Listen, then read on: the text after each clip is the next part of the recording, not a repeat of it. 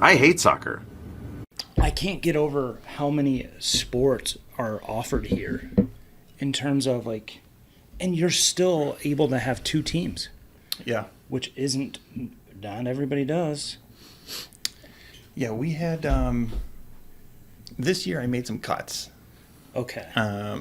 We cut, I think, 7 or 8 girls. Okay. But we still had, I had 22 on JV, or 22 on varsity, and I think 20 on JV. Okay. Our numbers were just a little bit too skewed to... How many come out for tryouts? We were right around 50. Okay. So forming 3 teams is a little difficult. I know. And there's a big push of wanting to do that, right? It used to be just freshman soccer, and now it's JV. Freshman, then JV. Yeah, now they do the JVB, so you can have freshmen and sophomores on there. JVA is freshmen, sophomore, juniors, and then varsity can have anybody. But it's just, there's not even a ton of JVB teams. That's the other problem. So how do you fill that schedule? Like, So- you're going to be the JVB boys coach, So right? I'm going to be the JVA for the girl, or for the boys now. For the boys, Yeah. okay. But see, boys, it's different. There's Boys, tons of teams. I mean, you're getting 80 kids at tryouts, 90 kids. You know, so you're going to have 3 teams no matter what, and you might even still cut kids. Why do you think that is? Why is it bigger on the boys' side? I don't know. Because I think there's more boys in the country playing soccer than girls. Oh, sure. Sure. I mean, there's so many schools that can't field a freshman team. Did you have a freshman team when you were playing in high school? No. We did 1 year. We had a freshman JV and varsity. Then I think by the time I was a junior, I think there had to be a JVA and a JVB, and I never even heard of it. You know, did you guys have pay to participate? No. Do you right now? We do now. How much Yeah. is it? I don't know.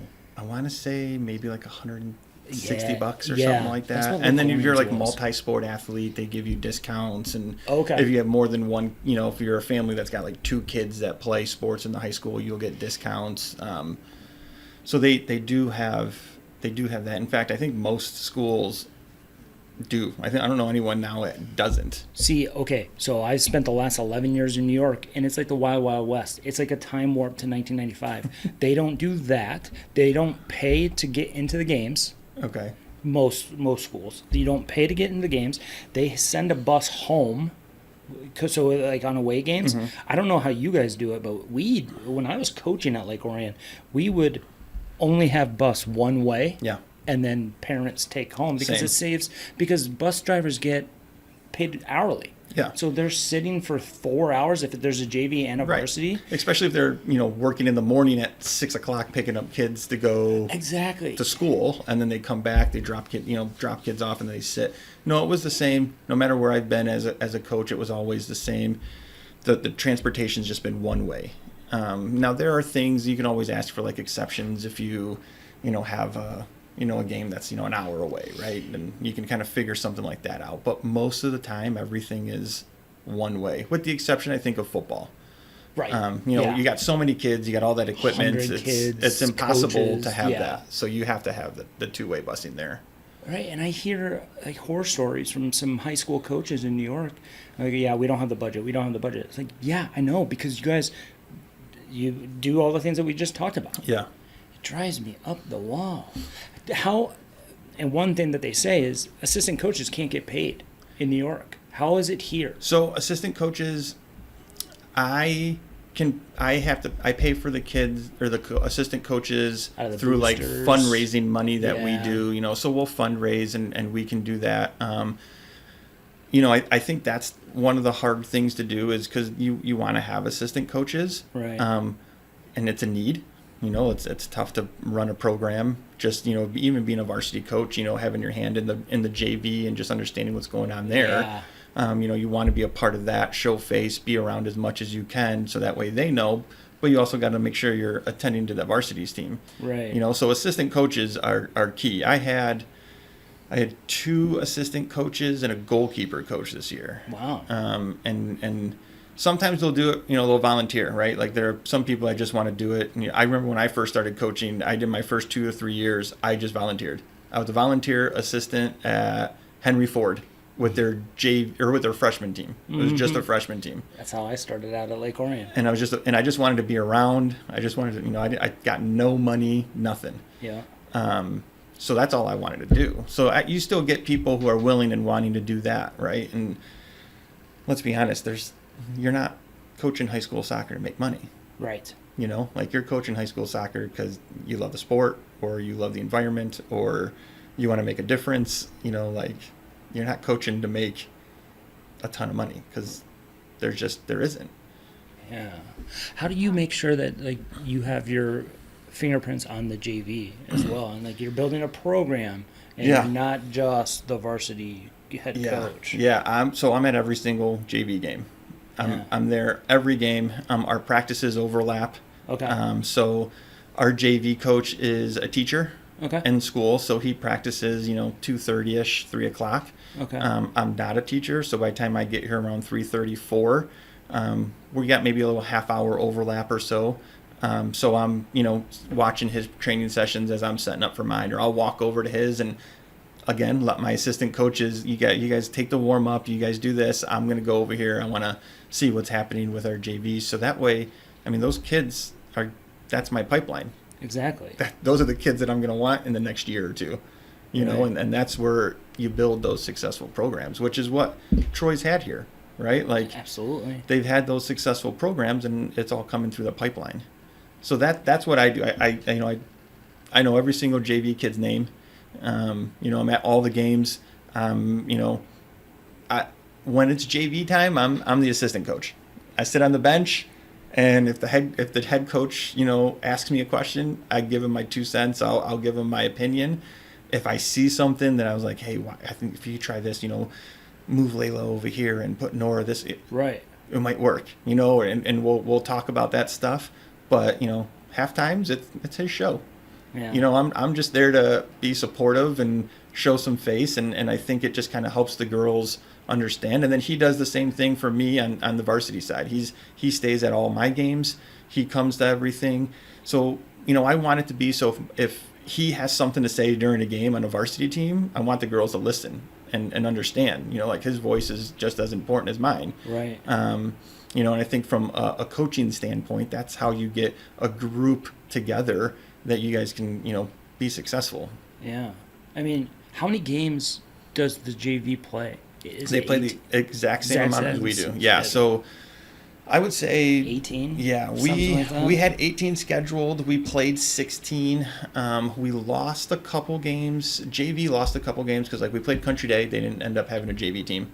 So That's right. They didn't have one. How'd that game go? It was awesome. It was really weird. It started off odd. It was at Country Day, so there was water that had pooled on one side of the field. It was like the corner. There was water, and they couldn't get it off. And Laura's like, "Well, what do you want us to do?" I'm like, "Just let's play." And the refs wouldn't let us play. Really? So they said, "Okay, well, you guys got 2 options. We either wait to see what happens, and we can see if it dries out, or we can work through it." And we're like, "Well, there's another storm coming in 3 hours." And they're like, "Well, the next option is we can just play lacrosse lines, and we just bring the field in." And I'm like, I don't know how I feel about that. Right. And I was talking to Laura, and she's like, "I'm fine with it." I'm like, "You know what? Let's do it." So we did. So we played lacrosse lines, and it's weird because narrow it shrunk is the field maybe 10 to 12 yards. Oh God. It was tight. I was on the field coaching, and I'm like, it's weird because you're standing on the field, and then you still got another 5 yards ahead of you because those are the lines you're playing. That's unbelievable. And Laura, she's knows her stuff, right? So for her, it's like, oh, this is a huge advantage for us. Compacts it in a low block. It was great for her. We get 0-0 at halftime, and I'm like, what is happening? I go, we're playing well, we're dominating, but we just couldn't. She had that system set, and that shrinking that field helped her. And I'm looking at her like, okay, yeah, I tons of respect for that, right? Because we ended up winning the game 2-0, but it wasn't like a 2-0 that was, dominant. They hit the crossbar with 2 minutes left in the game, and So they played well. They were very smart. Right. Do you think that, okay, so you said that there's not really any D1 private schools. I don't think so. I could be wrong, but like I think most of the private schools, like even on the boys' side, I know like DSL, they dropped the D2 They did? because of their enrollment. Okay, that. You know, like so all of it is based off of MHSAA does this all based off of enrollment. So what's your school size? You know, we have 2,300 kids or something like that, 2,400 kids in the school.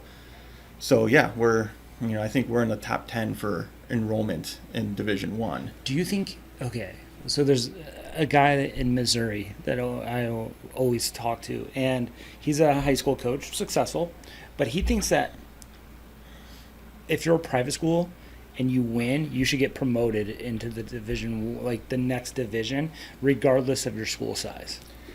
Yeah, I don't know if I agree with that, right? I don't think I do either. That's hard. You know, like public school and private schools, I mean, they're apples and oranges. Yeah. You know, like I don't know if I necessarily agree with that. Now they're like we have like on the girls' side you have Hudsonville Unity Christian, you have Marion, you know, like you have Country Day. Mm-hmm.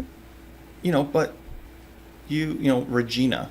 You know, we played Regina this year. We played Regina. Stefano's a guy that I've known for a really long time. I know he's been coaching there, so went and played Regina. You know, and I don't know how many kids they have in their school. It's a couple hundred. Yeah, it's very small. You know, I think like our senior class is probably bigger than their entire school. Absolutely. You know, so I wouldn't say, and they were in the state finals 2 years ago. Of what, D3? Yeah, they're in the D3 state final 2 years ago. You know, so like, is it fair for them to get bumped up because they were in the state finals, or they let's say they would have won, they lost. Let's say they would have won.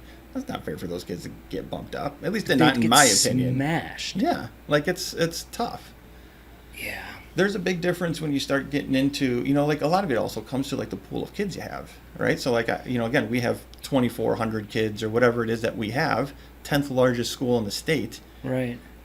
My pool of You kids. are? Really? I think so. Yeah, I think we're like the 10th largest in the state. Even with Troy Athens. Yeah, I think How big is Troy? Think about that. big.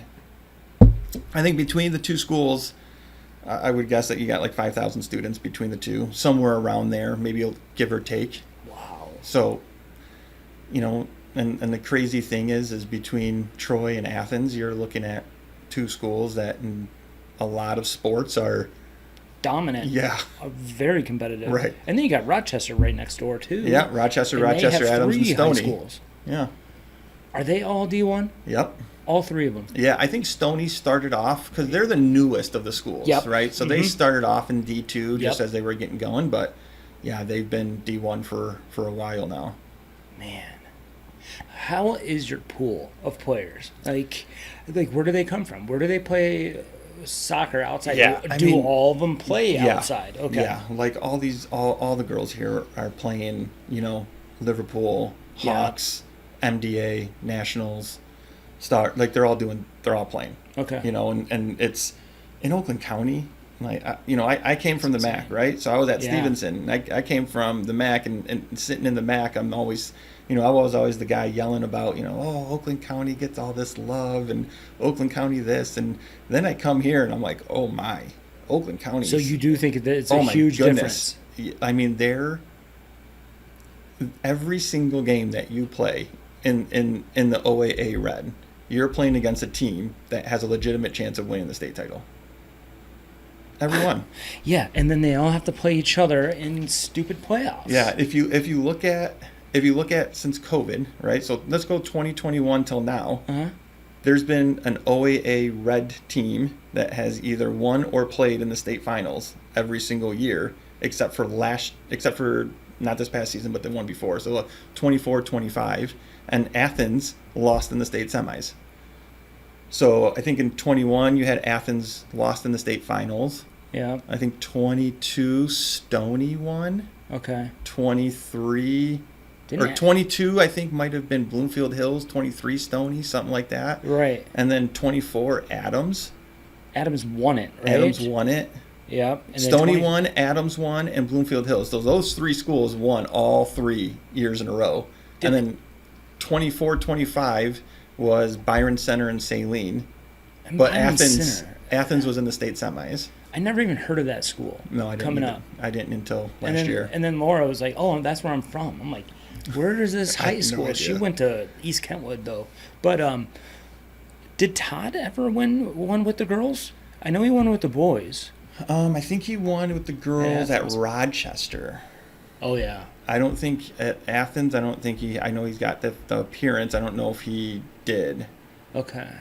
I know he did with the boys, Yep. and I know at Rochester he did boys and girls. Yeah. Um, I mean. yeah, I mean the OAA, and now you're adding in the 27-28 school year, you're adding Northville into the OAA. What? Oh yeah, Northville, Novi, and Grand Blanc.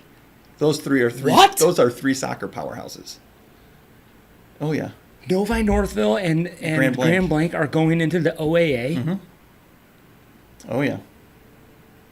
Oh my God. Yeah.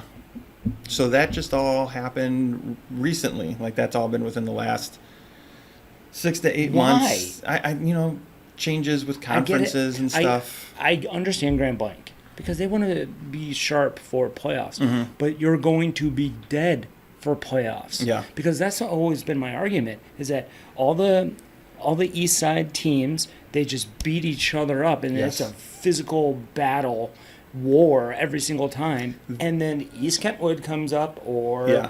even in like Division III, like Hudsonville Unity Christian, here they come in now. Byron Center. Yeah, it's this side of town. I mean that's what it is. I mean you have that one. You have the district that has Rochester, Adams, Stony, Romeo, Eisenhower. I think this year there was Lake Orion Yeah. and like Utica. I think those were the 7 teams that were in it. And And Lake Orion didn't. And Lake Orion was good in like last year, and then they lose their first district game this year. yeah.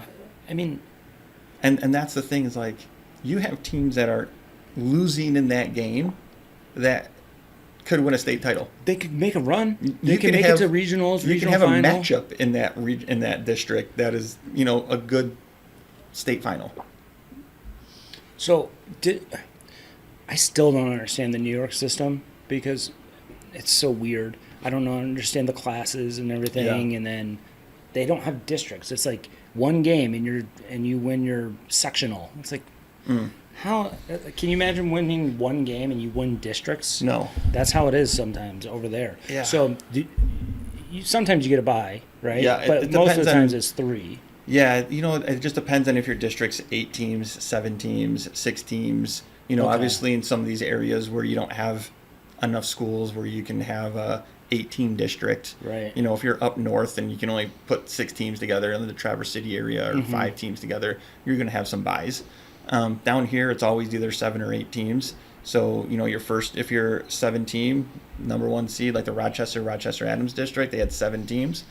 Adams got the first round bye. Our district, we had 8 teams, so everyone played. Like there's no first round buys, so you basically get like whatever the pre-district game, if you will, Right. because those games are usually hosted at the higher seeds facility. Yep. And then your semifinals and finals are hosted at whoever's hosting the district. Like for us, it was Royal Oak this year. Does Division 1 have RPI? MPR. NPR. Yeah. So, when did that start? A couple of years ago. Okay. Which I think is a step in the right direction, if you ask me, right? Because it encourages teams to play difficult schedules.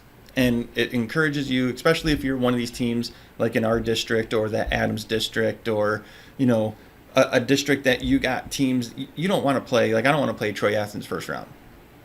Don't want to do that, right? So the old way is, you get all these athletic directors who just sit in a room and, you draw a name out of a hat and you just start filling out the form that way. And that's how it used to be done. So now with this MPR, their original thought was, let's put, hopefully the top 2 teams, we'll put them on opposite sides of the bracket. And then it's just a random draw from there.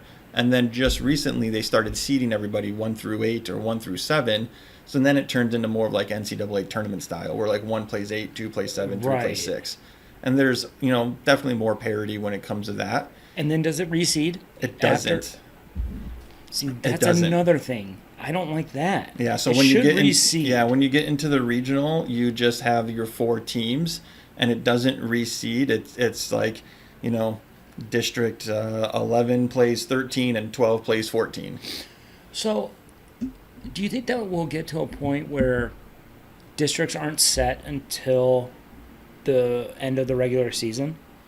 Or is it because everybody gets in, they always set it up preseason? Yeah. And it's ridiculous. Yeah, yeah, I don't know. I would, you know, I understand the idea of wanting everyone to get in, right? But I sat in my first OAA meeting this year, and Todd was was telling that? it was good, right? Like it's intimidating sometimes, you know, like especially for me, the new guy on the block, and you come in, you know, you got Todd Hugh who's running this meeting, and it's like, And you're okay. trying to like support your girls, Right. like, making you know, you got Brian everything. Middlestad over here. You got Yeah. Alan. You know, even Rochester now they got Kevin Tapchum yeah. to just replace Doug. You know, so you got like, Some coaches. yeah, you do. Yeah. You know, so like you're in this room and you're meeting people and you're talking to people, and you know, my first season this past year, right? And so as I'm playing teams, I'm, you know, introducing myself like, hey, you know, I know who you Yeah. are, you don't know who I am. You know, so like it was crazy, it was fun, but sitting in those meetings, you know, there's that discussion because, you know, there's teams that are lower level that aren't as good as some of these big powerhouses that like us, like Athens, like Rochester, and you know, you have these first round games in districts and you're losing, you know, To Rochester. lopsided teams. Oh, yeah. Right, like the lopsided games with some of these first round games. Yeah. Right. So the discussion was, you know, how do we eliminate that? And, you know, you don't have to play. You don't have to play in districts. You can opt out. And there are coaches who do. Because they don't want their season to end on a 10-0 loss.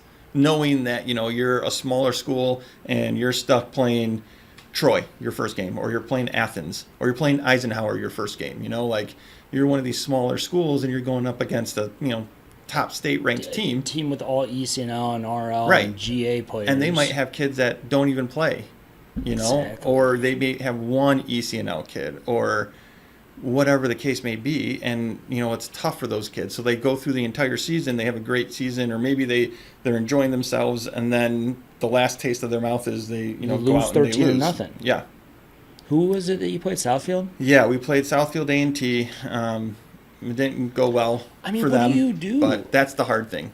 I mean, you make it to the state final. What are you supposed to do? Right. Tell a girl that hasn't scored all year not to score? Well, that was the tough thing, right? Like we had some time off. Like my starters, so we played Troy Athens was like our last regular season game, and we played them. And I mean, it was a 2-2 tie. It was a heck of a game. It was awesome, right? Like it was my first experience in it, and there were times I You felt only play them once now? Yeah. So now we play everyone one time, which is good.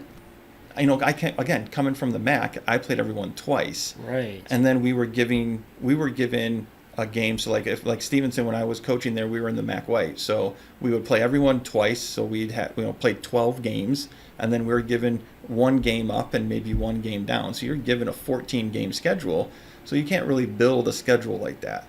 Here, you play everyone once. So we play, you know, you play Adams once, Rochester once, Athens once, Lake Orion once, Stony once, you know, Bloomfield Hills once, you know, and you play one time. So you're given, I think there were 7 teams in the division. So you're basically given 6 games. And it's like, you get to build your schedule.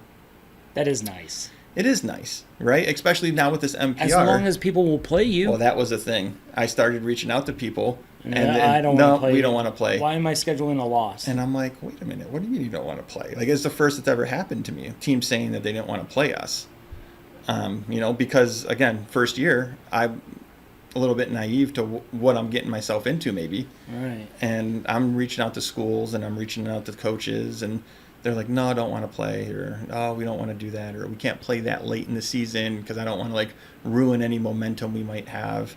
But then you have, you know, like, all these OAA teams. It's like, yeah, we'll play. We all basically just play each other, right? Like, I played Clarkston, I played Royal Oak, played Seaholm the last game of the season. Yep. and that game was irrelevant. And it was like 8 days before districts. So I remember walking on the field, and Mandy, their coach, was like, "We'll see you in a couple of weeks, right?" And I'm like, "Yeah." He goes, "I'm not playing." He's like, "I'm not risking injury or playing any of my starters." And I'm like, "Yeah, I didn't either. I gave a ton of opportunities. I don't think I didn't play anyone in my starting lineup that would normally play. I think I gave a bunch of kids opportunities. I pulled 3 kids from JV, let them play, give them some chances and opportunities. And it was a great game. It was a fun, entertaining game still. 2-2 draw, and it was fun. And then fast forward a week and a half later, we play them in the second round of districts. Yeah. And how'd that go? We beat them 3-0. So it was good. It was competitive. That's the thing, is all these games are competitive. The OAA Red, it blows my mind. My first OAA Red game was Bloomfield Hills, and at one point we were up 3-0. And the next thing you know, the game's 3-2. And I'm looking at my assistant coaches like, what's happening?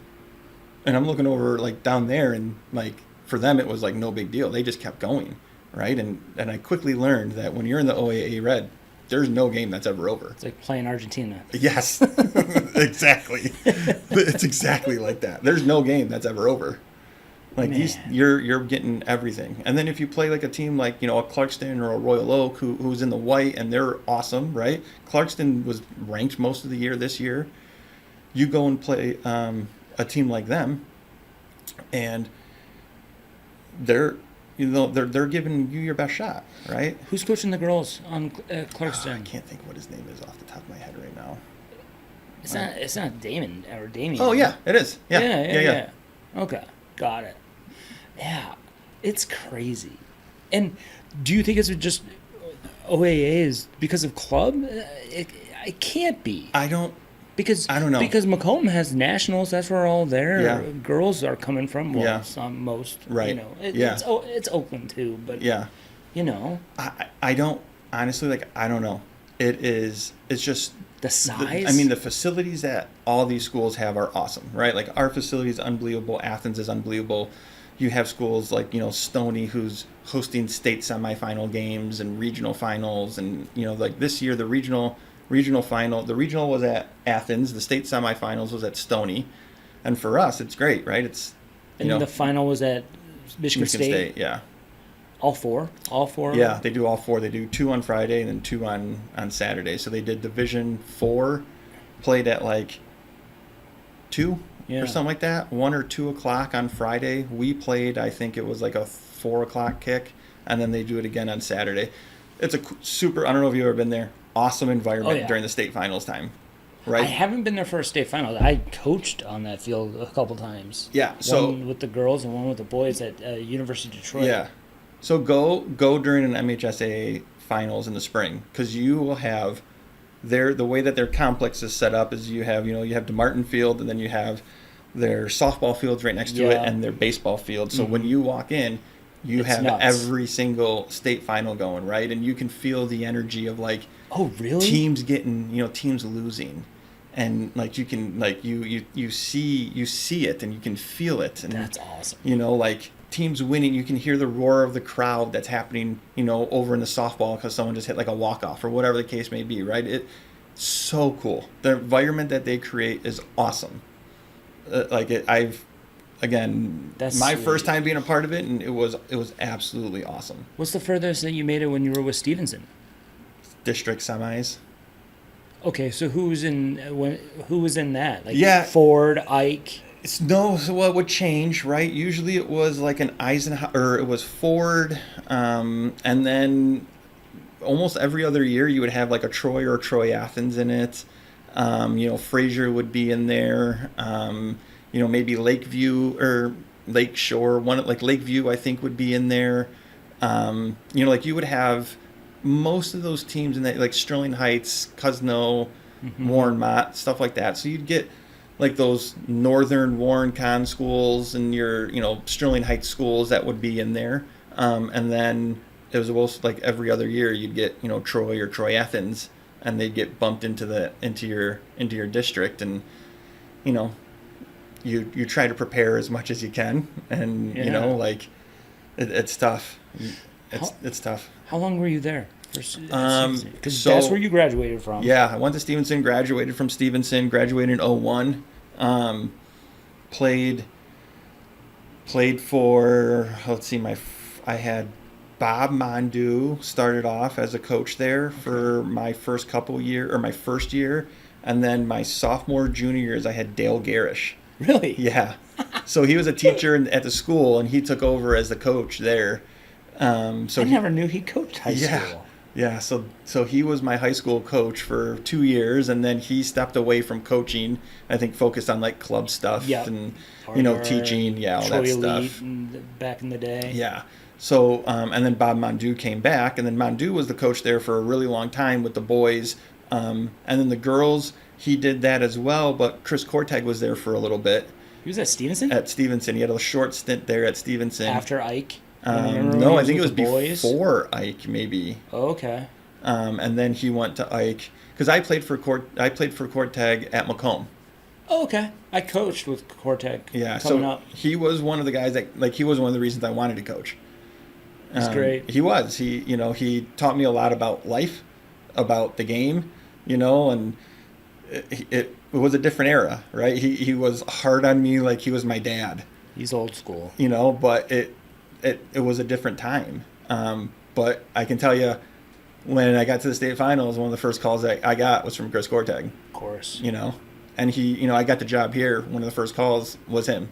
Like, he called me, and he keeps in touch and knows what's going on, and he's super relevant. And, I don't know, I think locally he's considered like a legend. Absolutely.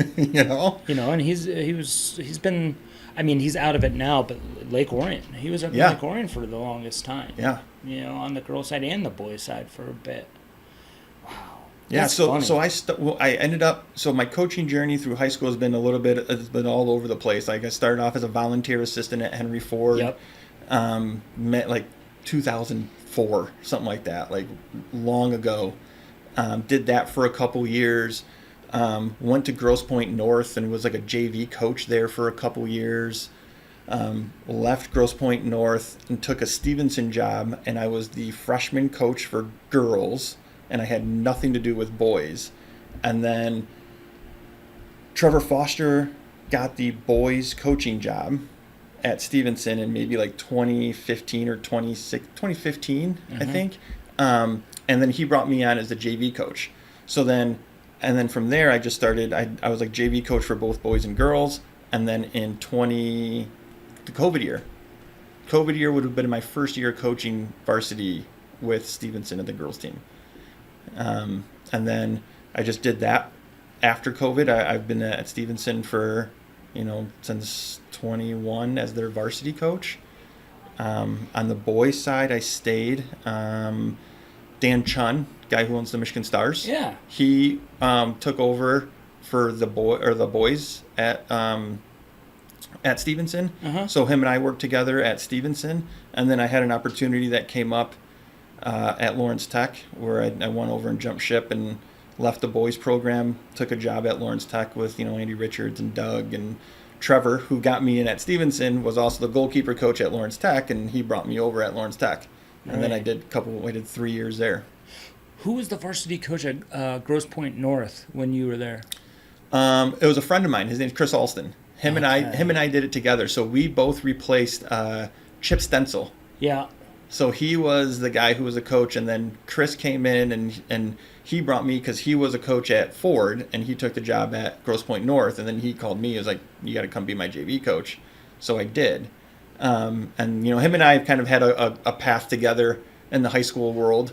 Neither one of us have done club by choice. We just opted not to do it. Just love the high school environment. Go into that more. Like, why? Yeah, because I'm with you. I haven't been in the club game for 12 years. Yeah. And I don't think I'm ever going back. I don't know if I want to. My daughter's 6, and she's just starting to play right now. She's actually on Middlestat's team. Okay. Brian's got a team with the Michigan Stars, and his daughter's on it. So my daughter's playing on that team. Yeah. So I'm, obviously going to dip my toe back into the club world as far as a parent goes. Right. But as a coach, I love high school soccer. And I think that's my biggest thing. I think it is, there's nothing better, for like here on a Thursday night and you're playing a state, you're playing Rochester Adams, and, these girls are so excited and they're so pumped, and, you got two of the best teams in the state. And when you put on that jersey, it doesn't matter what club you play for. Those girls don't care. They don't care when they put that Troy High School jersey on. Teammates in the club game. Yeah. Like they're playing against kids that they play club soccer with. Right. And you wouldn't know that when they step onto the field. Like they step onto the field and it's battle. And that's why it's still so good. It's awesome. Especially on the girls' side. On the boys' side, we don't see it as much because of MLS Next. Yeah. You're not allowed to play. And then Hawks and I think Nationals, they don't allow girls to play. Yeah, the top tier teams on Nationals, they're ECNL, they're blue team. They don't play. Right. I think they've started where like there's girls now their senior year who come back. I had a girl this year, Marin Swan, who's absolutely awesome. She's been an ECNL blue kid, hasn't played high school. She came out this year and was played. She already committed? She was. Or anything? Yep. She's going to Butler. And how did Robertson and those guys take it? I mean, I think it was fine. I think they're starting to see that that's a little bit of what it is, right? Like these girls want to play. Just let them play their last year. And it's great. I try to stay away and I don't get involved in any of that stuff because at the end of the day, it's like, we're living in two different worlds between what club is and high school. And this doesn't need to be combative. It doesn't need to be a war. It's not like. And then the biggest knock would always be like, oh, well, they come back with all these bad habits because they're allowed to get away with murder. It's like, wait a minute.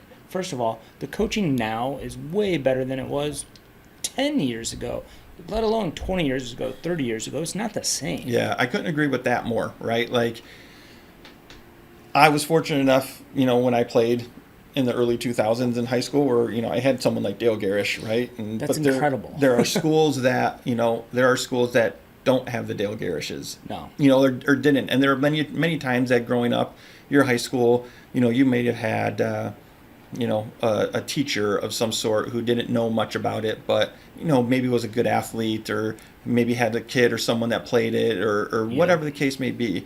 Now, like if you look at what we have, especially like in the OAA, you look at these MAC, like the MAC Red coaches, MAC White coaches, these guys all have like soccer pedigree. Yeah. Like these guys are soccer guys, and like you're not going to come play high school soccer and it's not going to be a walk in the park, right? Like my training sessions are structured. They're thought out, like I can have conversations with these girls with, the same way that they're having conversations with their coaches and talking styles and techniques and right. And I'm going to post something like this, right? I'll clip this up and I'll post it on Instagram, and then people in the comments will be like, high school coaches suck. It's like, yeah, because you're still in Buffalo, New York, and it's time warp and it's not the same. Yeah. Right? Or wherever they are in the country, because here it's been pretty good for the last 10, 15, 20 years. Yeah. Coaches, I mean, and I'm sick of coaches getting the blame or the blunt force from our men's national team failures. It's like, oh yeah, if our coaching was better. We have a lot of really good coaches. That's one of the reasons why I wanted to really start interviewing coaches on this podcast, so that people can see that, like, hey, we have some really good people in the game. Yeah, absolutely. And, for me, I look at high school soccer, and again, you're not going to get rich coaching high school soccer. Of course not. So I think the people who are coaching high school are the guys that are coaching high school because they absolutely love it, right? Exactly. They want to make a difference either with kids. They're impacting stuff. Like for me, there's no greater reward at the end of the season, and I got my seniors coming up to me and they're giving me like invitations to their grad parties. Bingo. Like that's awesome. Mm-hmm. And you get to show up to their grad parties, and they think of you as someone who's made an important impact or difference, so they want you to be there at an important moment for a 17, 18-year-old, right? And exactly. And that's the way that I have continued to try to build what I want to see as success. And the soccer side of it will naturally come, right. Because especially at a school like here, these girls, they'll come out and like I was new, right? And I remember the first meeting that I had with the girls. I met my four captains maybe 2 weeks after I got the job. And we met Were at, they already in place? yeah, Okay. yeah, they were already in place, and I had met them, and we went to Panera. And I remember, and I had like a laundry list of questions of like, why do you guys do this? What's your thought process behind this? Talk to me about, whatever, right? Like, talk to me about the reason that you guys stand the entire game. Troy High School, they stand. The girls on the bench stand the entire game. And I played them. Listen, Troy High School ended my Stevenson career as a coach. Right. I played them at Troy Athens High School in the district semifinals, and they beat us 6-1. And that was the last game I coached at Stevenson. And then I come here and I coach, right? So for me, it was like fresh into my mind. Like, I just watched you guys dismantle my team. And we had a great team. Like, at Stevenson, it was one of the best teams they've had in years. We had just won the MAC White. One of the most successful teams that we've had in a really, really long time at Stevenson, 20 plus years. So we were feeling good. We scored 6 seconds into the game against Troy. And then they went off and scored 6 in a row. And then you sat back like England? Yeah, basically. Hold on for dear life. Yep. It was like, okay, can we make this last for another 79 minutes? Yeah. And it didn't. So they had just, I had just played them. So I asked them a bunch of questions, and I remember them asking me questions, right? And they were interviewing me just as I was interviewing them. Love that. And it was awesome, and the whole process that came from getting the job here for me was an experience like I had, right? Like meeting with the district athletic director, the amount of support and involvement that the school has, that the district has, like Todd, for instance. Todd's an Athens guy. Is he the Troy total athletic director, or is that somebody else? That's someone else. That's Matt Jansen. Matt Jansen. Yeah. He's involved in like the Blackhawks thing that's going on in like Troy or whatever. Or So I think he's trying to like build the community. Yeah. Right? Like the sports All through the the community. sports. Yes, all the sports. and on both schools. Yes. Not just Troy or not 100%. just Athens. Yeah, and to be right? honest with you, I think it's great, right? Like Yeah. he's done a great job. The amount of support, I could call him right now and we can have a 30-minute conversation, no question asked, right? And he was at games. He would come to games, not just the Troy versus Troy Athens game. He would show up to a random Tuesday night if we're playing whoever, and he'd show up to a game and That's support. awesome. He knew the kids' names. He knew all my staff. Like, he was so involved.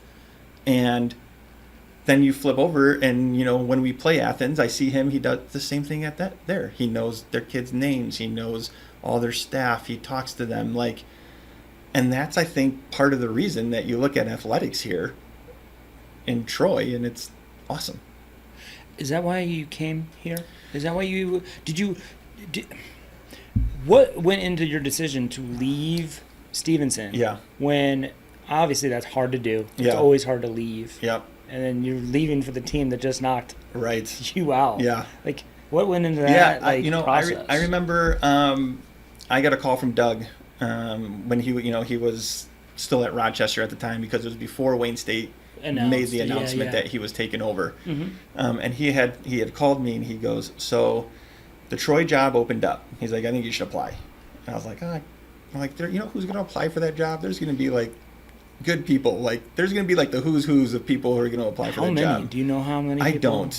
don't offhand. But I know that there's quite a few. For sure.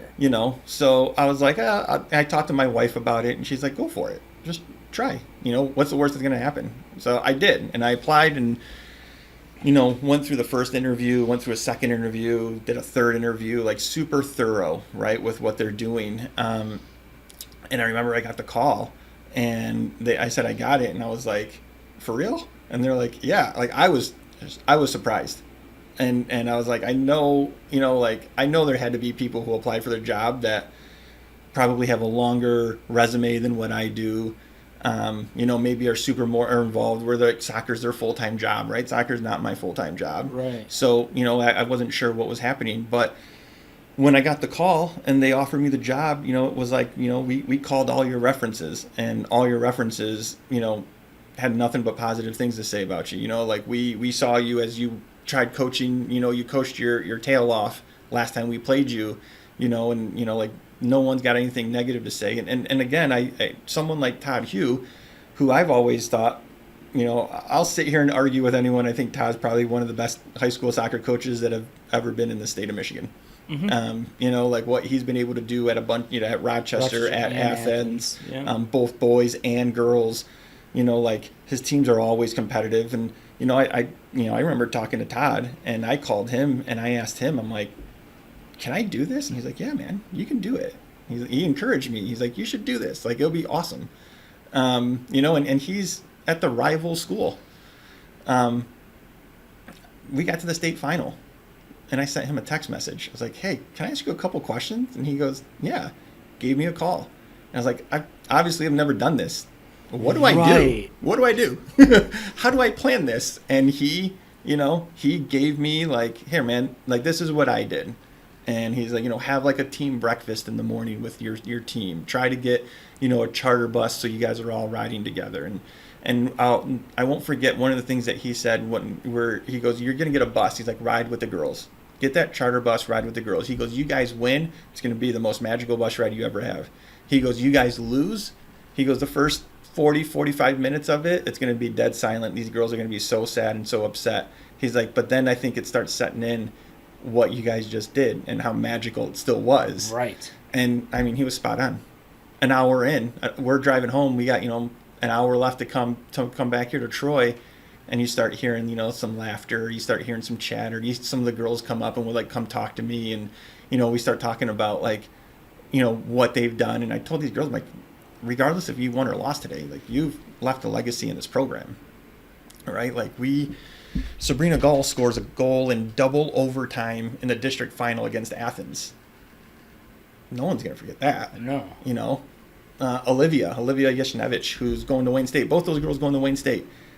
OJ scores a goal against Skyline with a minute and a half left, and we pull off in Argentina, where we were, we were down the entire game, and for the last 15 minutes, we scored 2 goals in 15 minutes, and we come back and win, and we're off in the state finals.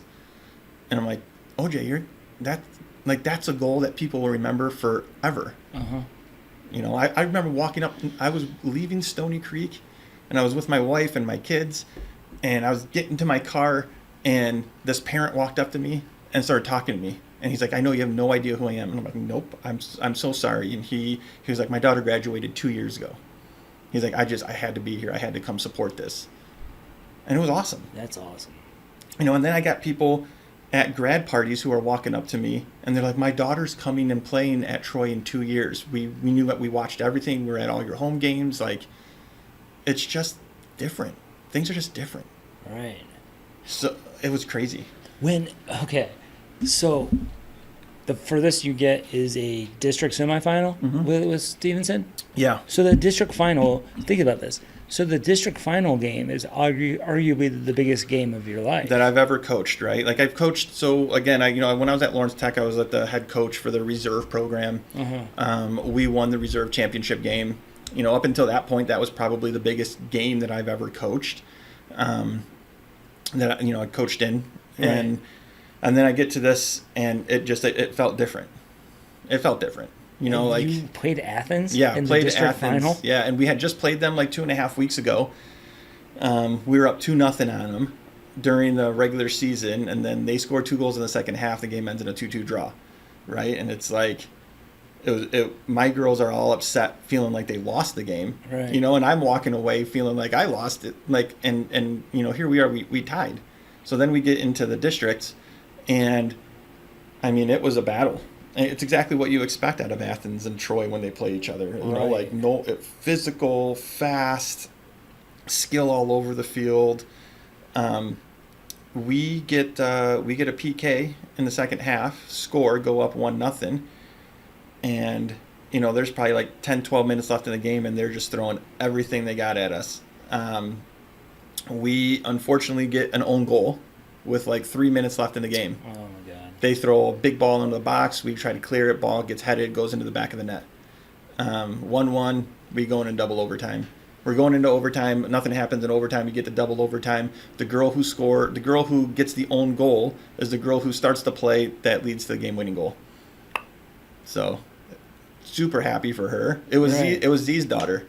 Oh. Yeah, good. Yeah. Yeah. So, super, a full 180 moment for her, who, scores the own goal, is devastated, and she just picks herself back up, and we go right back at it, and then she starts the playoff in the second overtime that leads to the goal that wins it for us. And then you play Skyline? No, so then after the district, we went to regionals. That game we played Henry Ford, Okay. Utica Ford. Yeah. How are they these days? They're okay. They were good. They got a first-year coach. Okay. They did their one. They won their district. So anytime anyone wins your district, it's tough. That's an accomplishment. Yeah, right. I think that people don't realize. People don't realize that is an accomplishment. Yes. Winning a district. Yes. Is an accomplishment in Division I Yes, here. it is. And I don't think enough people realize how difficult it is to win a district. Is that the hardest trophy to win? Do you think? I mean, a state title. It's really hard. Yeah, but like the district, it's like that one that you're always chasing, right? Like that's the first one you get, right? So you're always chasing that one, and like for me, that was the first district final that I had played in. It was the first trophy I've won in high school. Right. So like I felt like that was the elusive one that we were going after. But you come, here, and I think Troy's won 18 districts, something like that. Sounds about right. So for them, like the expectation is to win a district, and again, I come in and I'm like, this is my first time in it, and I'm excited, I'm happy to be there, and this is great, and then we win, and I'm like, okay, this is awesome. So then we play Ford, and we get out to a hot jump. We scored 12, 17, something like that, 12 to 15 seconds into the game. They turn the ball over, we capitalize, and boom, we just score. So it was 1-0 right off the bat, and that I think for any team that's usually a tough start, and especially a team like us. We defend well, we're really organized, knew what we were supposed to do, and the 1 led to 2, and 2 led to 3, and then you can see like their heads going down, and it was just a hole for them to dig out of. And then we played Adams in the regional final. We had played Adams earlier in the year. They beat us 2-0. At our field, so they beat us 2-0. They won the OAA Red. They were undefeated all season. I think they were like 15-0-4 when we played them. But we came in like feeling like I told the girl, like, I think we're the favorite. Like, we should be winning this game. And they're like looking at me like, you're crazy. I'm like, listen, go back and watch the game that we played against them. Like, you guys played really well. And they're a really good team. I go, do you know how hard it is to beat someone twice in a season? Yeah. They had just gone through this gauntlet of their district. They beat Rochester in the district final. That game went to double overtime, right? So that's a taxing game. Their regional semifinal, they played L'Anse Creuse North, who they had the best team that they've had in probably ever. Right. And that game went to double overtime.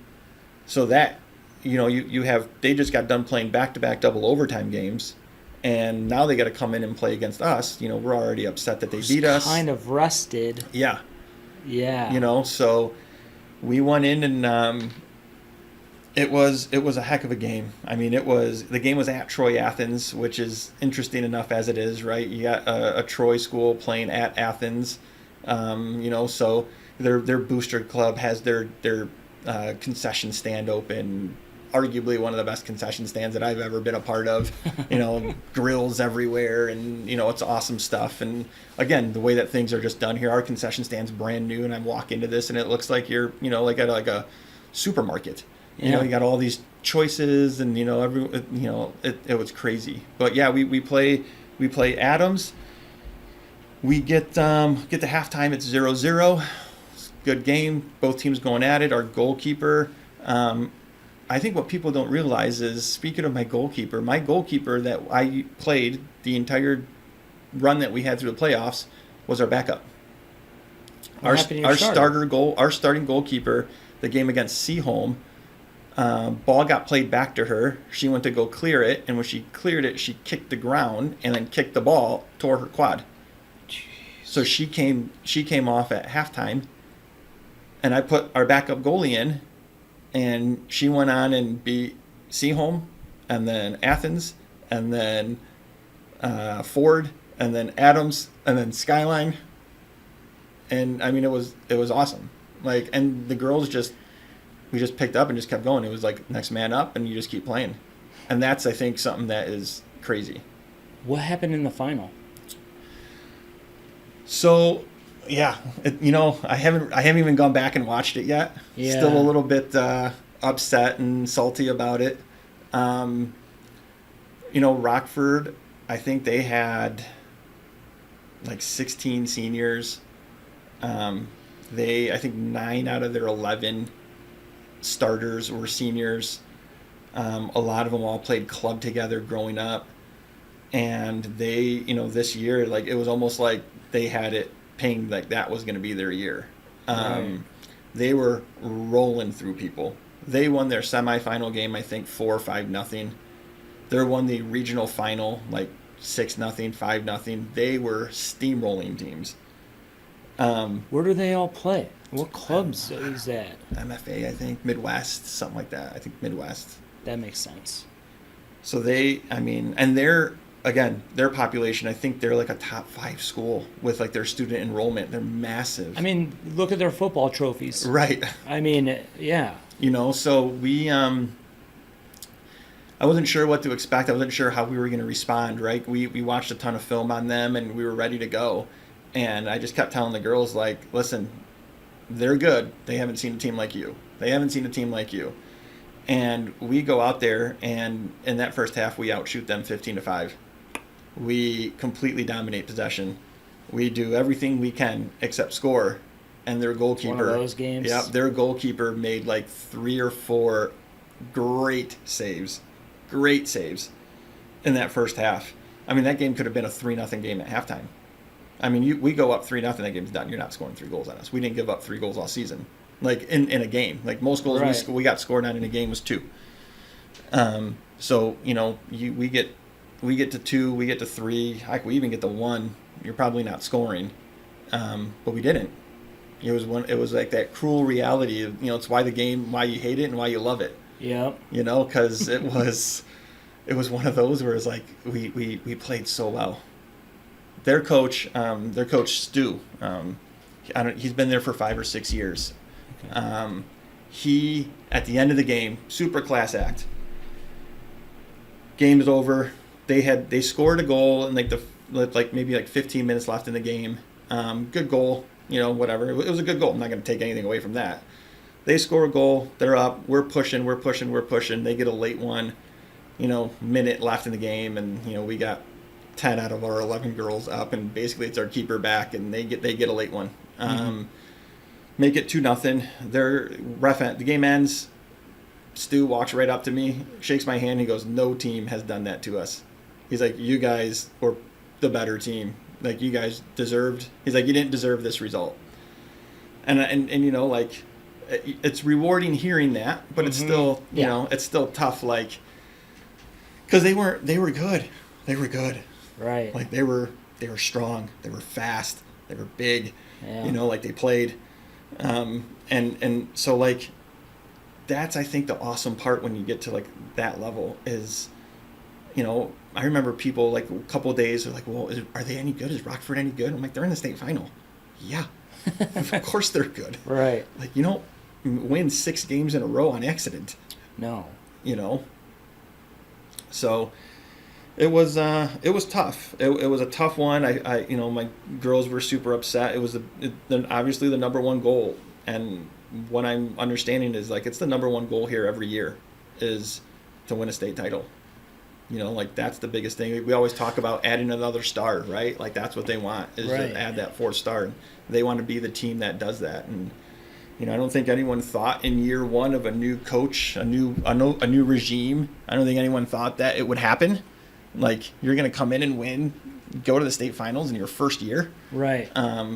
When did you think that could happen?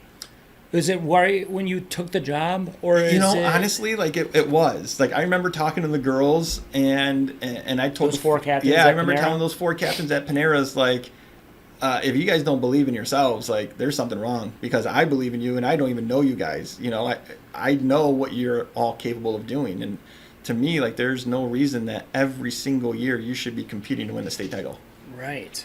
And then when after tryouts, I said the same thing. I was like, if you guys don't think that we're going to be playing on June 12th at Michigan State, then, no hard feelings, but that's what we're all striving for. And if you don't want to be a part of it, no big deal. But that's what we're trying to get to. And these girls, they just bought in. Day one. Was it the level of the girls that you were coaching? Like what else was it? I think, like I came in and how anytime a new coach comes in, that coach is trying to establish their culture, what they want, right? Like look at Dan Campbell, right? Dan Campbell comes into the Lions, may not have a lot of success right off the bat, but he stuck to what he wanted and stuck to what he needed to do. And, it's at least put the Lions back on the map. Exactly. For me, I just took everything that I was doing at Stevenson and just transitioned it over here. And these girls bought into it. They did everything. And I think also having the fact that, I was, coached college soccer for 3 years at Lawrence Tech. I learned a ton under Andy and Doug. I mean, I look at Doug as one of the best young soccer minds in the game. Sure. Right? Like I'm older than he is, and I still call him like, what do you think I should do in this situation? Or what are your thoughts on this? Or like, I'll run an idea out by him. Like, what do you think about this idea? And he either like tells me yes, but like, here's how I would defend it if I was playing against you. Right. So I think having people like that I've been able to communicate and talk to and build friendships and relationships with, and then coming in and just kind of sticking to what I've been doing, and then having the support. Like our athletic director Karen, right? She's been a college softball coach. She was at Eastern, she was at Oakland, she was at Lawrence Tech. Like she was a college softball coach. Like that's where she made her living. Right. So I get her, and I come into her office and I was like, I'm running ideas by her. And not even necessarily soccer, but maybe it's like, hey, I'm thinking about doing this with the program. And, she's full support, and she can sit in and talk to me, and I can look at her and understand that she gets it. Right. She's been in my shoes, like she's been in higher shoes. Right. So I think that's some of the cool things, that I can do here is the staff, the support is awesome. I mean, I've never seen people like during our run, principals, assistant principals, our district AD, they're all at the games. And they're not there because they're, crowd control. They're there like wearing their shirt and cheering. And like one of the best parts that when we were in film, we would discover is, you're watching film and you see everything that's going on.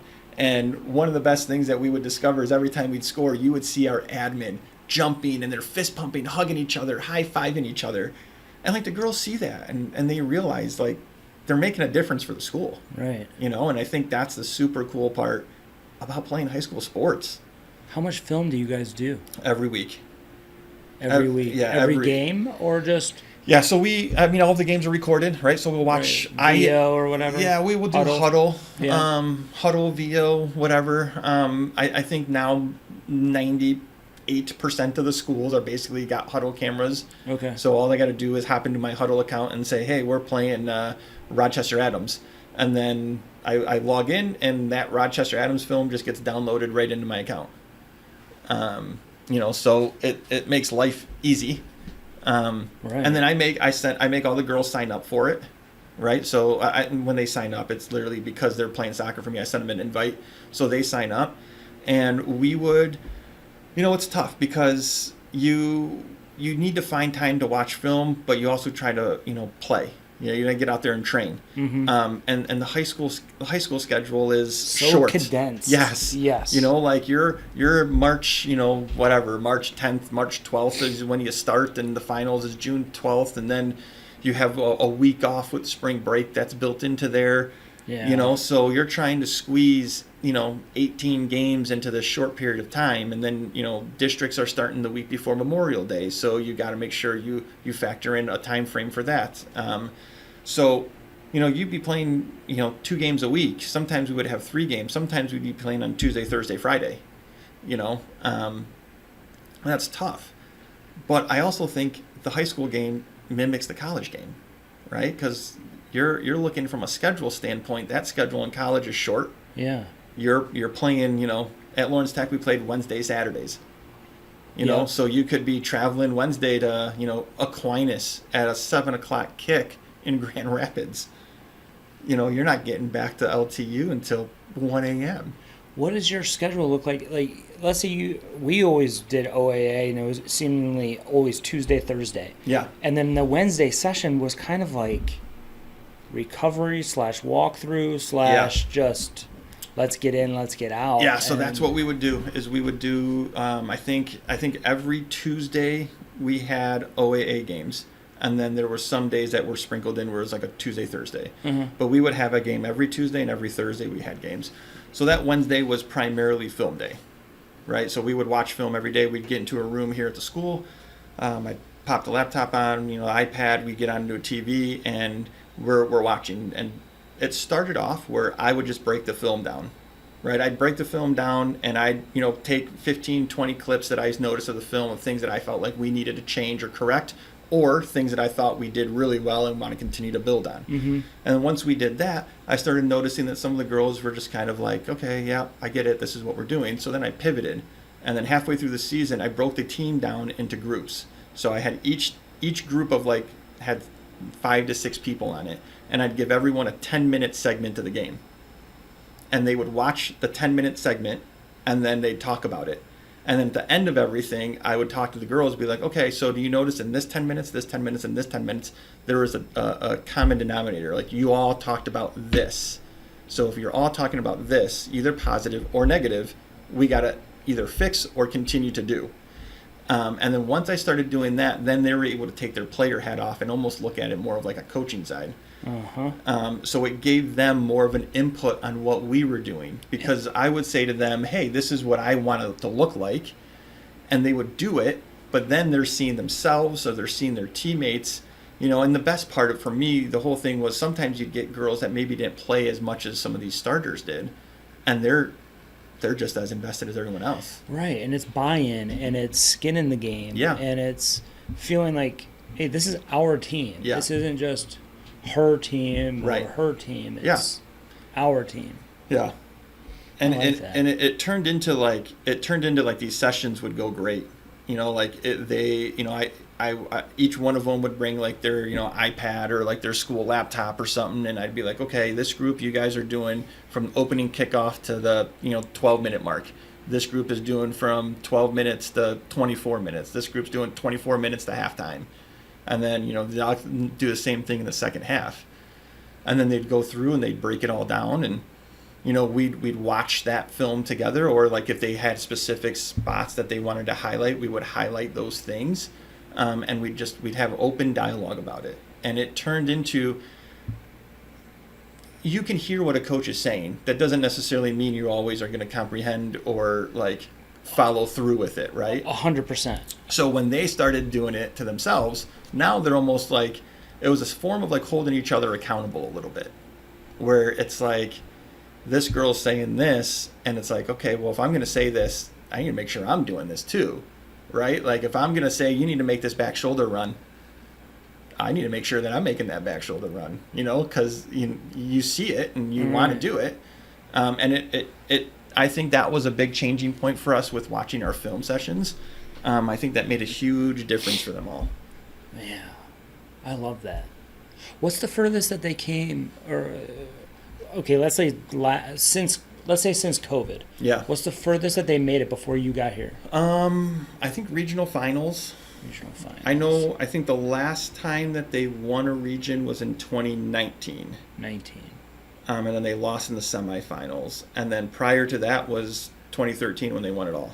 Right. And then they had that little run of I know that they did 3 straight state finals in a row. That was Z, right? Yeah. Yeah. It was 11, 12, and 13. And then And 13 they finally won it. won 13. Yeah. He's been a huge help for me, like he's done a great job. It's got to be difficult for him, And he's not coaching at all anymore. I don't think so. He's a principal in the district. Oh, he is? Yeah. Oh, I didn't know that. He's a principal at a middle school in the district. Okay. He's got his daughter that plays here for us. And he's done a great job, right? Like he would reach out to me, and he would, it was less about coaching and more about like, hey, you're doing a great job here, right? Like I understand, I've been in your shoes, you're doing a great job. And like they're, after a tough loss, right? Like we went through this period where we played a brutal schedule, right? You play the OAA, it's tough enough, and then you go in and we schedule non-conference games against like Northville. So we lost against Adams, Rochester, and Northville. So those were our 3 losses on the season prior to the state final. He. What was your final record? 15? 17, 4, and 2. Okay. Yeah, we lost 2 games due to weather. We were supposed to play Dakota the first game of the season, but like when it's 35 degrees. yeah, it's you just never know if you're gonna play that game or not. And then we lost the game to Brighton in a rainout. We were supposed to play at Brighton and lost that game out there. Didn't get a chance to make it up either. What does your preseason look like? Because, I mean, the boys have such an advantage. They could be training today. They could be training this morning. Yeah. And they could be fine. Girls, it being in the spring, Yeah. kind of sucks. It does. Because you don't get that unless you're in the auxiliary gym, and that's what we used to do at Lake Orion. But we had rules where we couldn't bring the balls out. Right. Is that still exist? It's like 1 ball every 4 players or something like that. And now they do have things where you're allowed X amount of training sessions throughout the year. Throughout the school year. Yes. But then in the summer, you can do whatever you want. I think so. I think that's Or there's is it still 15, rules. or is it like the 15 dates? Dates, that So there's still things that you can and cannot do. This year I got the job in June. Okay. So it was great because I was able to have the entire year to kind of be around the girls, the program, get to know. I came out to a couple of the boys' games. I would go check out some of the girls' basketball. I got girls that play basketball. I got, we were just in volleyball. So you saw that, waving to me in volleyball, right? So it's like we got girls that play volleyball, girls that play basketball, which I think is awesome. Right. For, just going back on that, I think the multi-sport athletes are, I can knock on wood. We had no injuries this year that sidelined people. Now there were... Other than the goalie.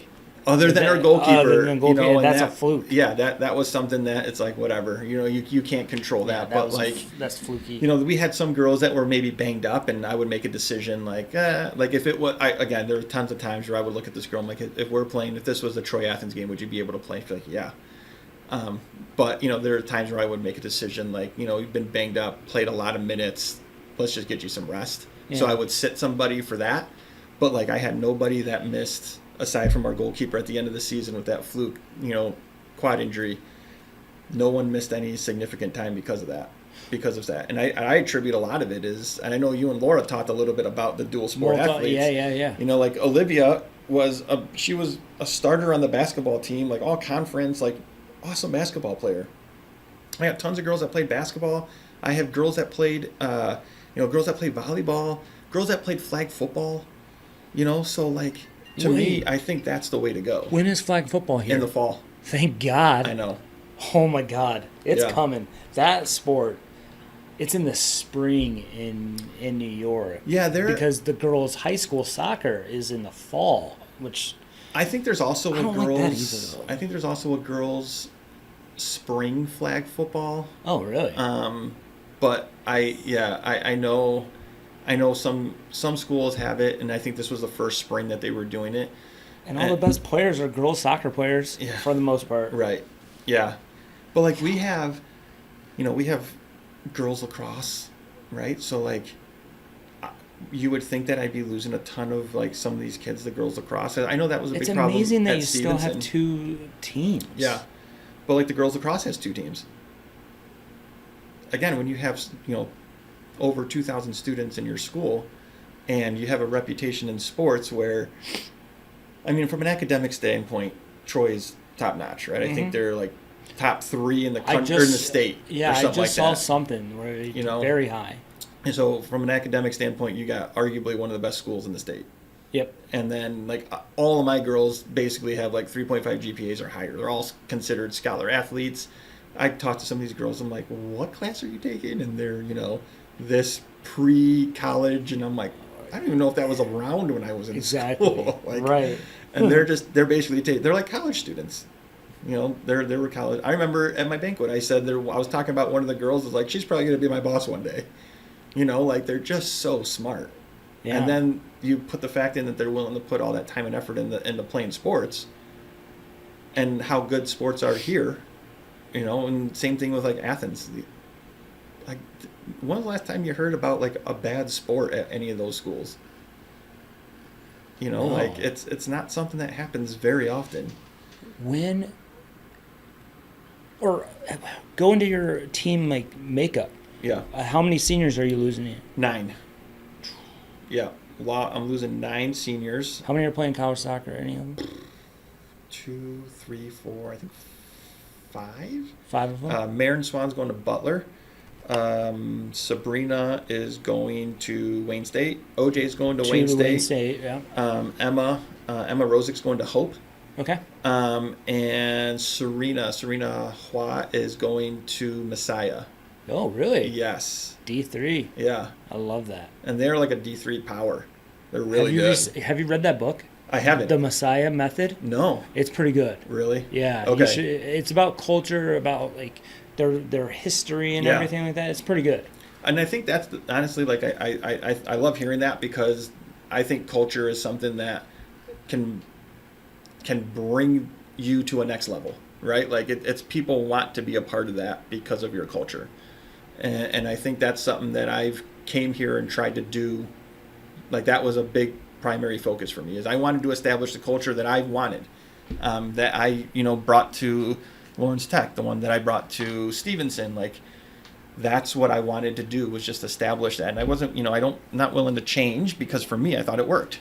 How would you describe your culture? Is it the ownership? Is it going into the, everybody has a role, regardless of how Yeah. much you play, you all have a role. Yeah. And you guys all help us. Like the girls on the bench might see something in the film and contribute something that they see that maybe nobody else saw, and like, hey, we should probably listen to this, Yeah. or something like that. Yeah, and that's, for me, so one of the things I preach to the girls is I tell them this. I'm like, if you look at me and I am strictly viewed as your high school soccer coach, then I'm doing something wrong, right? Mm-hmm. Because I'm not just a high school soccer coach. I'm a dad, I'm a husband, I'm a son, I'm a brother, I'm an uncle, and I wear many different hats, and so do they. So if I view you as just a high school soccer player, then I'm not viewing you for who you are.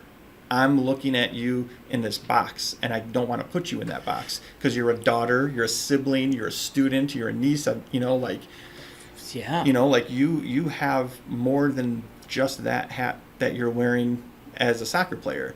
So once I was able to break that down, right, and then I brought in these 2 guys to help work with our mental health side of things.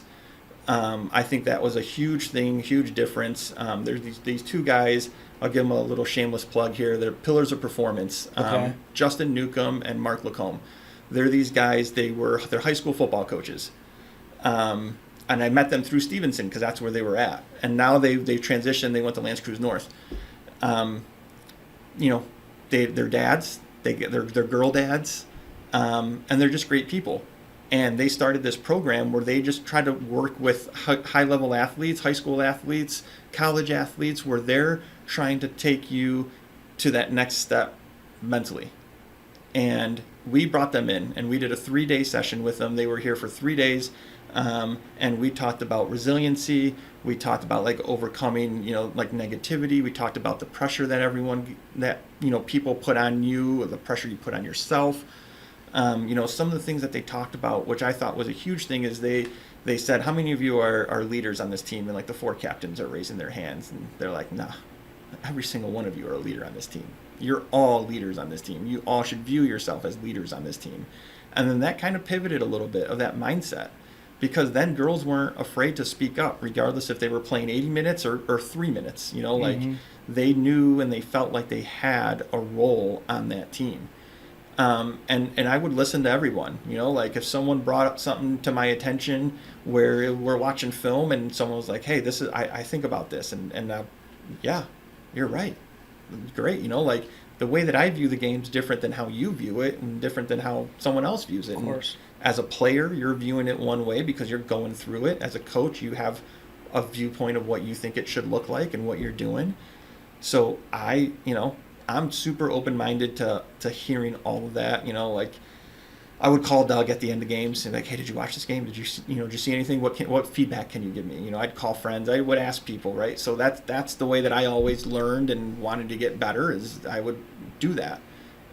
Sit in the parking lot with my assistant coaches for 45 minutes after the game, and you're talking Yep. about what happened, and I go home, and I get home at 10:30 at night, and I eating dinner, watching film on my phone, laying in bed watching film, and my wife's like, dude, go to bed. It's 1:00 in the morning. She's like, you gotta work, like, so like when I show, for me, going back to the whole culture thing is I put everything that I got into it. I put all my time, energy, effort, blood, sweat, tears. I put everything into it, and I just expect the girls to match that. And I tell them, like, there's gonna be ups, there's gonna be downs. We spent 6 days a week together. We were always together. Basically Saturdays were like the only days that we had off. So you guys train Sundays? Yeah, we would do Sunday nights. I do a Sunday night non-contact training session, where it's just all, like maybe like just technical stuff, passing, shooting, stuff where the girls can just kind of get them back into like a little routine, or, like it's almost like a reset session. And it's an hour. Yeah. Super light, no guards. And it's just, let's go out and have fun. We'll play like horseshoes or something like that, or do some fun shooting games, and just keep things super lighthearted, and have fun with it. Right. And then that means when we come to Monday, we've had our fun session.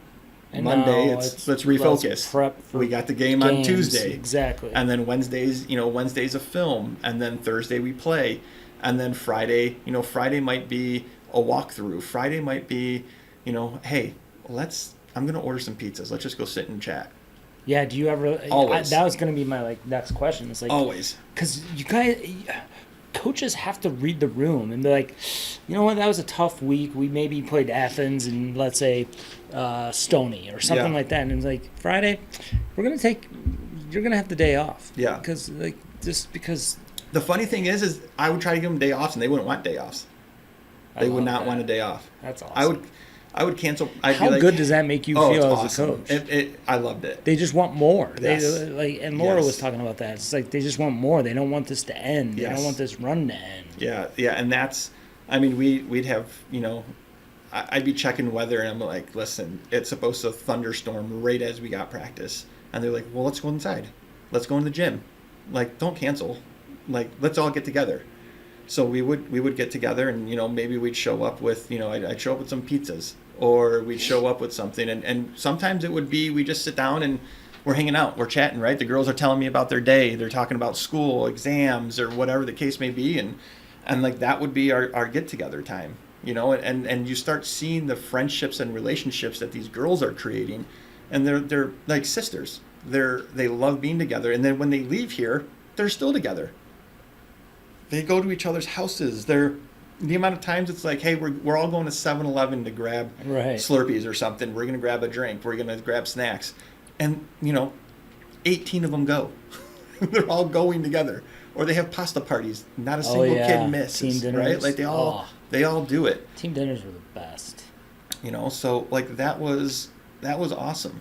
And that's the part of like the culture that I try to instill, right? Like the togetherness, because I feel like if we're together all the time and I'm getting mad at you, or I'm getting on you in a game, you're not going to get upset with me. Right. You're not going to think you're not going to think coach hates me.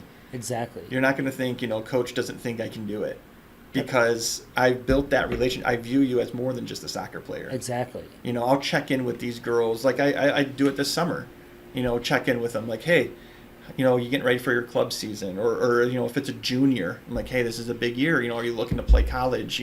Let's get that ball rolling. Seniors, like, have you figured out what you're doing yet? And are you guys going on any vacations or something like that? Like the group that we have, and like the environment that I want to try to create is that this is a season long thing. It's a year round thing, and just because we might not be in season, we're not touching a ball, we're not getting together, that doesn't mean that we can't still form these relationships and get together. And then, when the school season starts, I think usually around November, you'll start seeing, like, these girls will try to do captain practices, and they'll do like a Friday after school, and, they might get 15 kids that show up. It's awesome. In September, they'll do it, and they'll get 15 kids coming to these captain practices. And then they'll do like off-season stuff, right? Like they all got their club stuff, but then they'll try to do some, technical training stuff somewhere, and they'll do something elsewhere, and then in January there's like a 7v7 high school soccer league, and we played in that. This was the first year that Troy's played in it. I used to put my Stevenson team in it all the time. Where's that? It's at Elite. Okay. And I mean, this year, Open Yard used to do stuff like that. Ultimate used to do stuff like that. Right. So this year there were two divisions. They had like a varsity and a JV division, and they had, like Lake Orion had a team in there. I think Bloomfield Hills had a team in there. Athens had a team in there. Ford, Stevenson. There were eight to nine teams. So we would do that, and those games were on like Sunday mornings. 7v7, and the girls would just show up, and they police themselves. I'll show up, go sit in the stands with some parents, and watch and talk, and I go over at the end of the game, and I have the same message I give over every single time. 1, did you guys have fun? Yeah, great, awesome. 2, make sure you guys got your physicals, because when the season starts in March, that's what we need. And then it's like, off you go, right? Like there's no coaching during that. Like, do you do any preseason like fitness regimen and stuff like that, or do you just like let them? Yeah, I have a little bit of a different approach, right? Like these girls, like I say this all the time to the girls, like they this year where they're like, we feel like we're not in shape, we're not prepared, and it's the first game of the season, and I'm like, wait a minute, long season. Not just that, but didn't you just get done playing club? Didn't your season just end last week? Like some of the girls. How are you not fit after exactly. after a year of club or season of club? Exactly. How are you not fit? Right, and that's what they don't realize is you are fit. You're fine. You're okay. You can go play. And if anything, you might need a week off. Well, that's the thing. So, like, with high school soccer, is you have your tryouts on like a Monday, Tuesday, Wednesday, and then you can't play your first game until that following Wednesday. So you get like a week to prepare. But during that week, it's you never know what that weather looks like, right? I remember the first time in here, we played soccer tennis. It's a foot of snow. Yeah, like there's not much you can really do. Futsal, maybe. You're in the gym and you're trying to do something, and how are you supposed to go over like shapes? How are you supposed to, if you really, and this is your first year, right? Really identifying the talent, like you can't always see that on a gym floor. Sometimes, I can tell you from when the first game of the season that we started and the last game that we played, like our formation changed drastically. Like it took me some time to figure out how to play and what we wanted, and I'm not a coach who's someone that's like, this is the system we're gonna play 4-3-3. Yeah. We're gonna build out of the back. No, yeah, it's the way that I view things is I got to adjust to the kids I have. And that's how all high school is. Yeah. It should be. Right. And really club is too, because the kids come to you. It's not like you're a college coach and you get to recruit for your system. Exactly. Right. Yeah, so like we started off in a 4-3-3, and our first game was against Romeo. We won the game 3-1. And I'm like, okay, we'll see how this goes. And I don't remember next game. I don't remember. I think we played like Plymouth or something like that. And we won that game. I think that game was like a 5-1 game. So like we're playing in this 4-3-3, and I just still felt like it wasn't like I didn't think we were playing good soccer. We're winning games. We beat Clarkston 4-0. Like we're winning games. We're playing, and I just felt like we weren't playing good, and I thought we could do better. So I switched our formation, and we play into this little diamond formation, and the way that I like to play in my diamonds, I played everything really tight. I kept a really tight diamond in the middle of the field, and like I'd have. Are you doing 4-4-2 or a 3-4-3? I would play like a 4 diamond. So literally, like I'd play with a 6 and 2 sides of the diamond. Like it was a true diamond situation in that midfield. And those girls that played on my side of the diamond, like if the ball was on this side of the field, my far side girl in the diamond was all the way shifted over. Tuck in. All the way. And I mean, teams struggled figuring out how to play, and then the girls started figuring this out. And then next thing you know, like, as they're figuring out how to play, like, I can see other coaches trying to, like, what should we do? Like, it was a difficult thing for them. Even games like games that we're losing, and maybe they get like Northville. Northville beat us 2-1, and they scored 2 goals, and I mean both their goals were like just upper 90 bangers from like 35 yards out, and it's like, hats off. That's a great, you tip your cap. But like when you're playing in these games and you can see teams trying to adjust to you, like then that made me realize, like, okay, this is how we need to play. And that's what started taking us into that next level, and the girls were able to, they bought in, and I could plug and play kids, like, okay, Kendall, go play as the 10. And Kendall's a freshman. She was the one that waved to me in volleyball. Kendall, go play as a 10. And she like, yep. And she'd go in, and the system didn't change, right? Like we're playing the exact same way. The system didn't change. I had a girl, Dylan Duncan. She was like my utility knife. Dylan, go play here. Dylan, go play here. Dylan, go play right back. Dylan, go play on the side of the diamond. Dylan, go, like, and it was like, yep, got it. And usually it was like not even. There were times where I'd have to put her in. Like I had to put her in the state finals. Like one of my girls got a yellow card 4 minutes into the game, and I'm like, Dylan, and she's like, got it, and no questions. Like, not what am I supposed to do? Where do I go? Who am I marking? What position?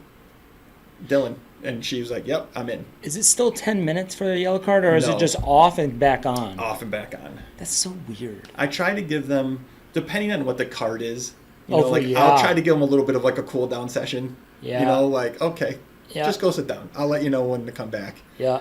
But for the most part, it's a lot of these cards that they're getting, maybe a tactical foul or maybe, something stupid. Foul, I don't care. I used to have a rule that, like, if you got it for language towards a ref, I treated it like it was a red. Oh, yeah. I was like, you're done. Yeah. Like, and it was obviously more on the boys' side Sure. than on the girls' side. But, Sure. like, if you do anything towards the ref or an opponent, just sit down. Yeah. Like, I'm not going to tolerate that. I wouldn't. Yeah, we didn't have any. We got cards. We got plenty of cards this year because Fouls. Yeah, the girls play hard. And It's smart physical. tactical fouls. Yeah. And it's like, wow, that was genius. yeah, pulling someone's shirt and Exactly. stopping something at the 50 as opposed to Counter. letting something Exactly. go at deep in your end. So and we got some dumb fouls that resulted in cards. But we got nothing for like dissent. No one talking back to referees.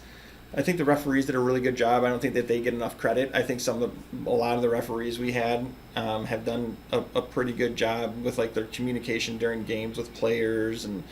Well, at the Wayne State thing, everybody was wearing headsets. Yeah. It's like, I'm Yeah. at MLS Next whatever fest, and they don't have headsets. And the high school refs do.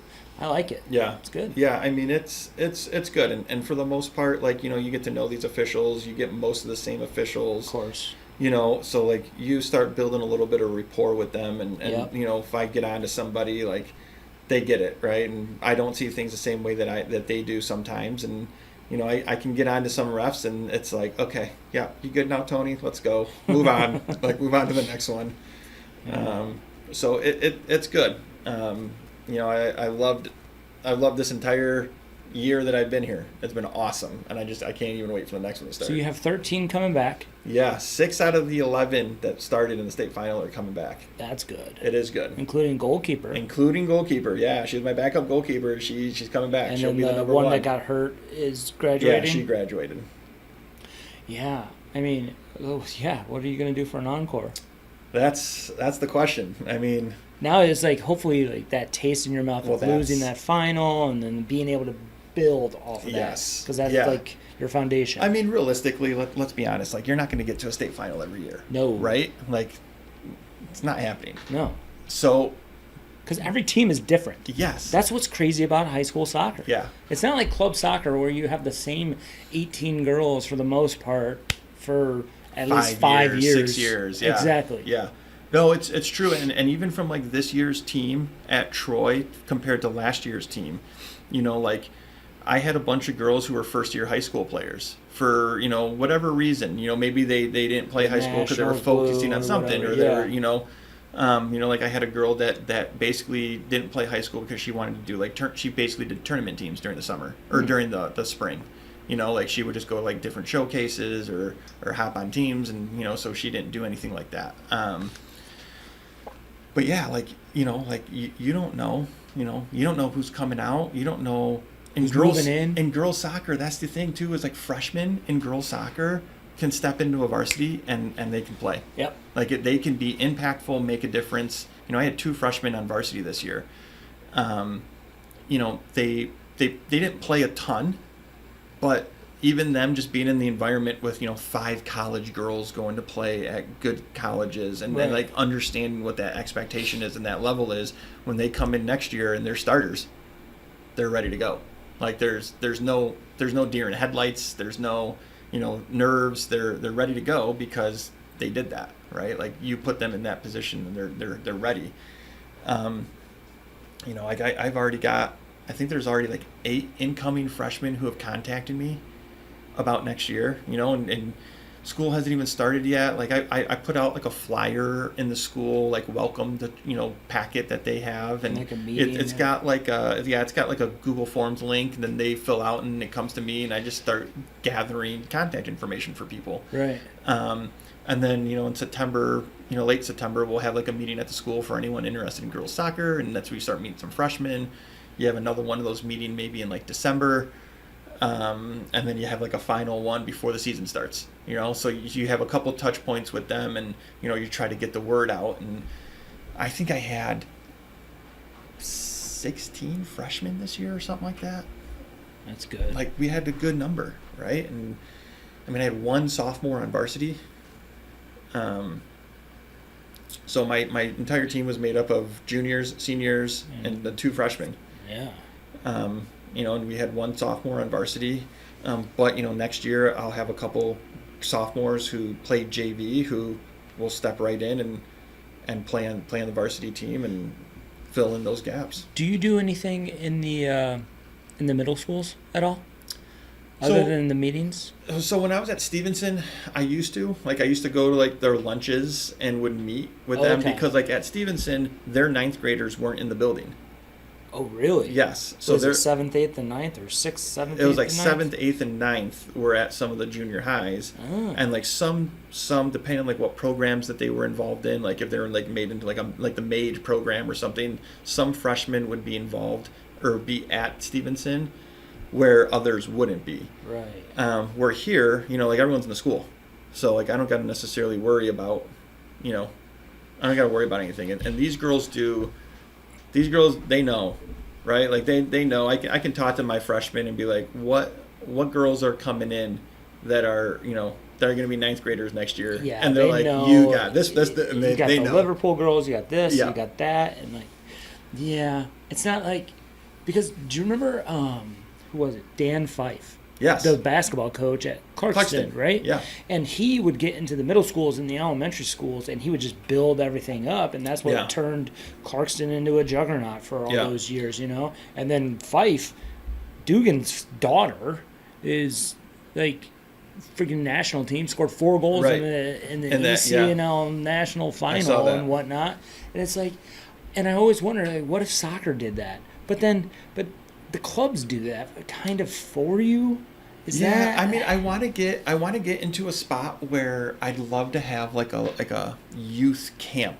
Yeah. Here, right? I have a friend of mine that coaches at Dakota, and he's a baseball coach, and they do a youth baseball camp, Right. And they get like the varsity players help run it, Exactly. and these kids come in and they they're elementary kids, like 2nd, 3rd, 4th graders, Yeah. and you start building that, because I remember when I was in elementary school, like I have 2 older brothers. I got a brother who's 9 and 11 years older than me, so Okay. I'd watch them go play high school soccer, Right.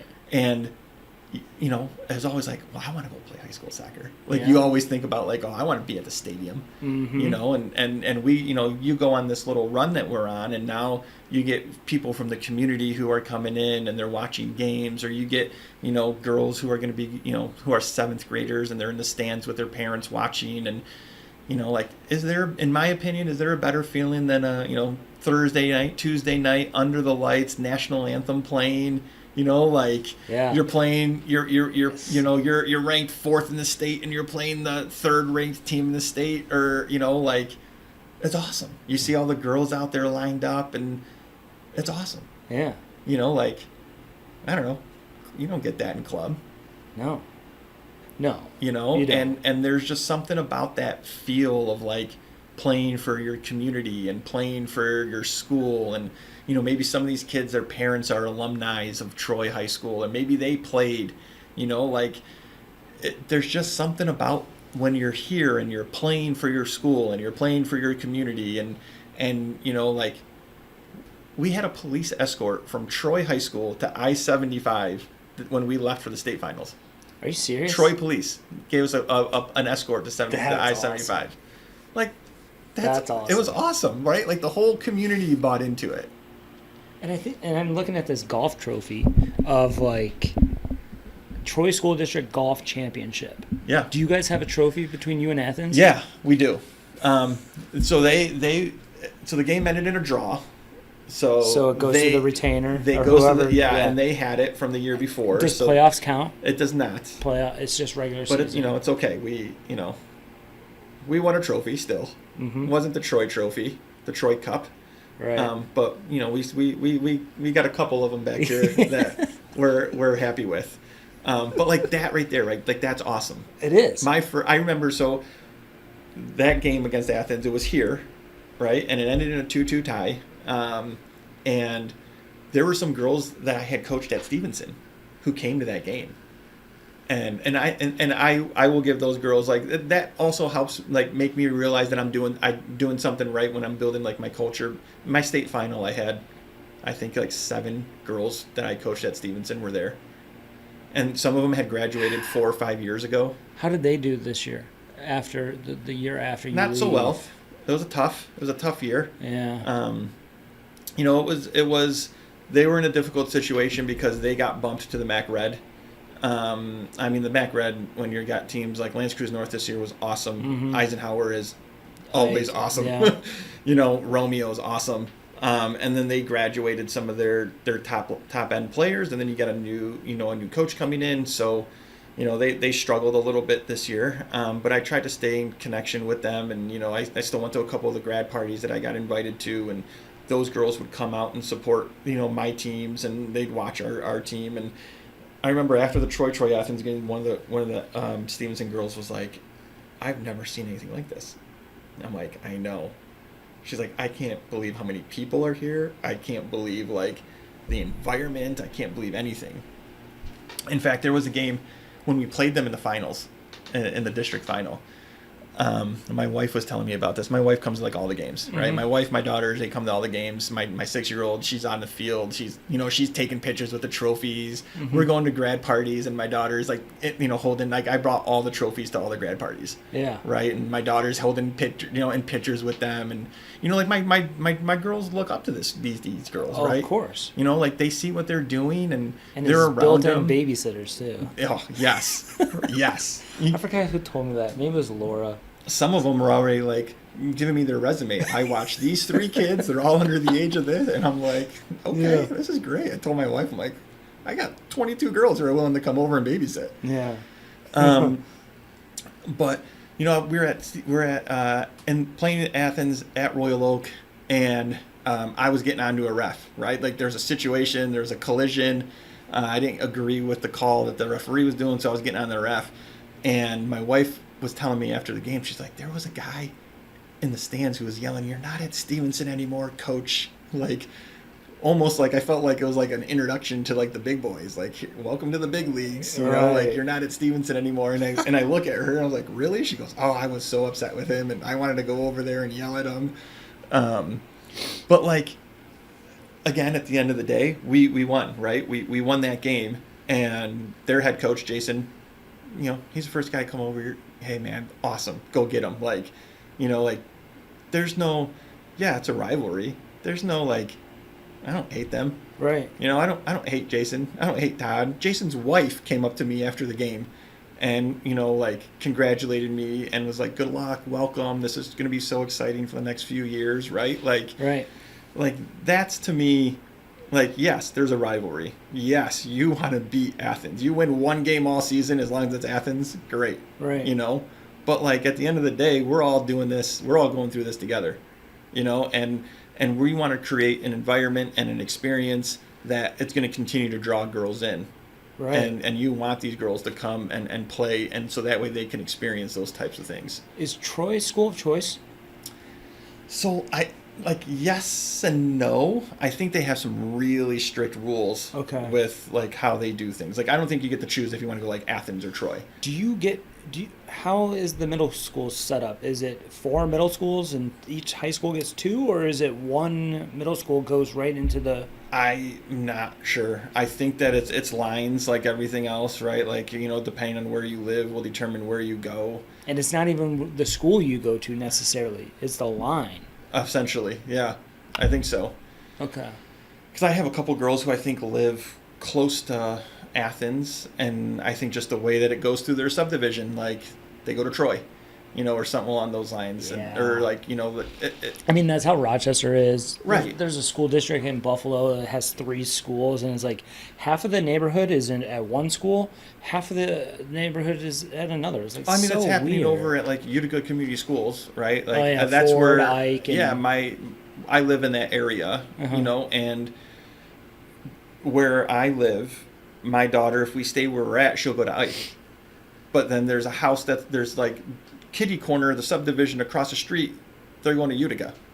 So it's like, well, what sense does that make? Like, but like you got to try to fill like where people are living. You got to understand, like the population of where things are going. So you got to, from a district standpoint, you got to navigate that and make sure that this, you can't have one school with 4,000 kids in it and one school with 1,000, right? So you got to figure out how to make that work.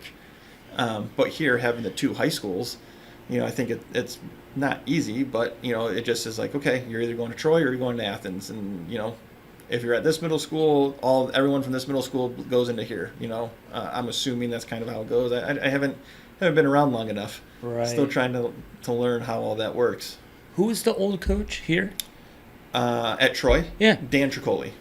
And then he just wanted to step away? Yeah, I think that, he was here for a long time. Yeah. I ever since I can remember.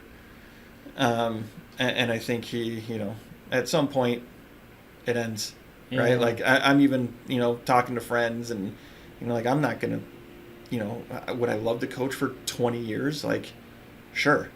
Am I able to? I have no idea, right. And then, it gets to a point where, you have different things going on, my kids start playing soccer, or they play high school, or they're getting into this, and then you start having to make those decisions on your family stuff over what you're doing. Right. So you just got to kind of take what you have and for as long as you're here and try to be as impactful as possible and leave a little bit of a legacy if you can. Like I said, Dan, I never beat Dan. Like every time I played him at Stevenson, right, I never beat him. So that's I think the beauty here is when you look at the OAA, especially you look at like the OAA Red, you got like Josh Hickey. Yep. Been there forever. Right? You got Mitty over at Stony. Brian's been there. I mean, he won in 16 and then in 22 or 23, right? Like state titles. He's been there forever. Alan over at Bloomfield Hills has been there for a long time. Mm-hmm. This year was a little bit of an anomaly. You have me and Kevin, 2 new coaches in the OAA. Kevin taking over for Doug, mm-hmm. and me stepping in. When Dan retires.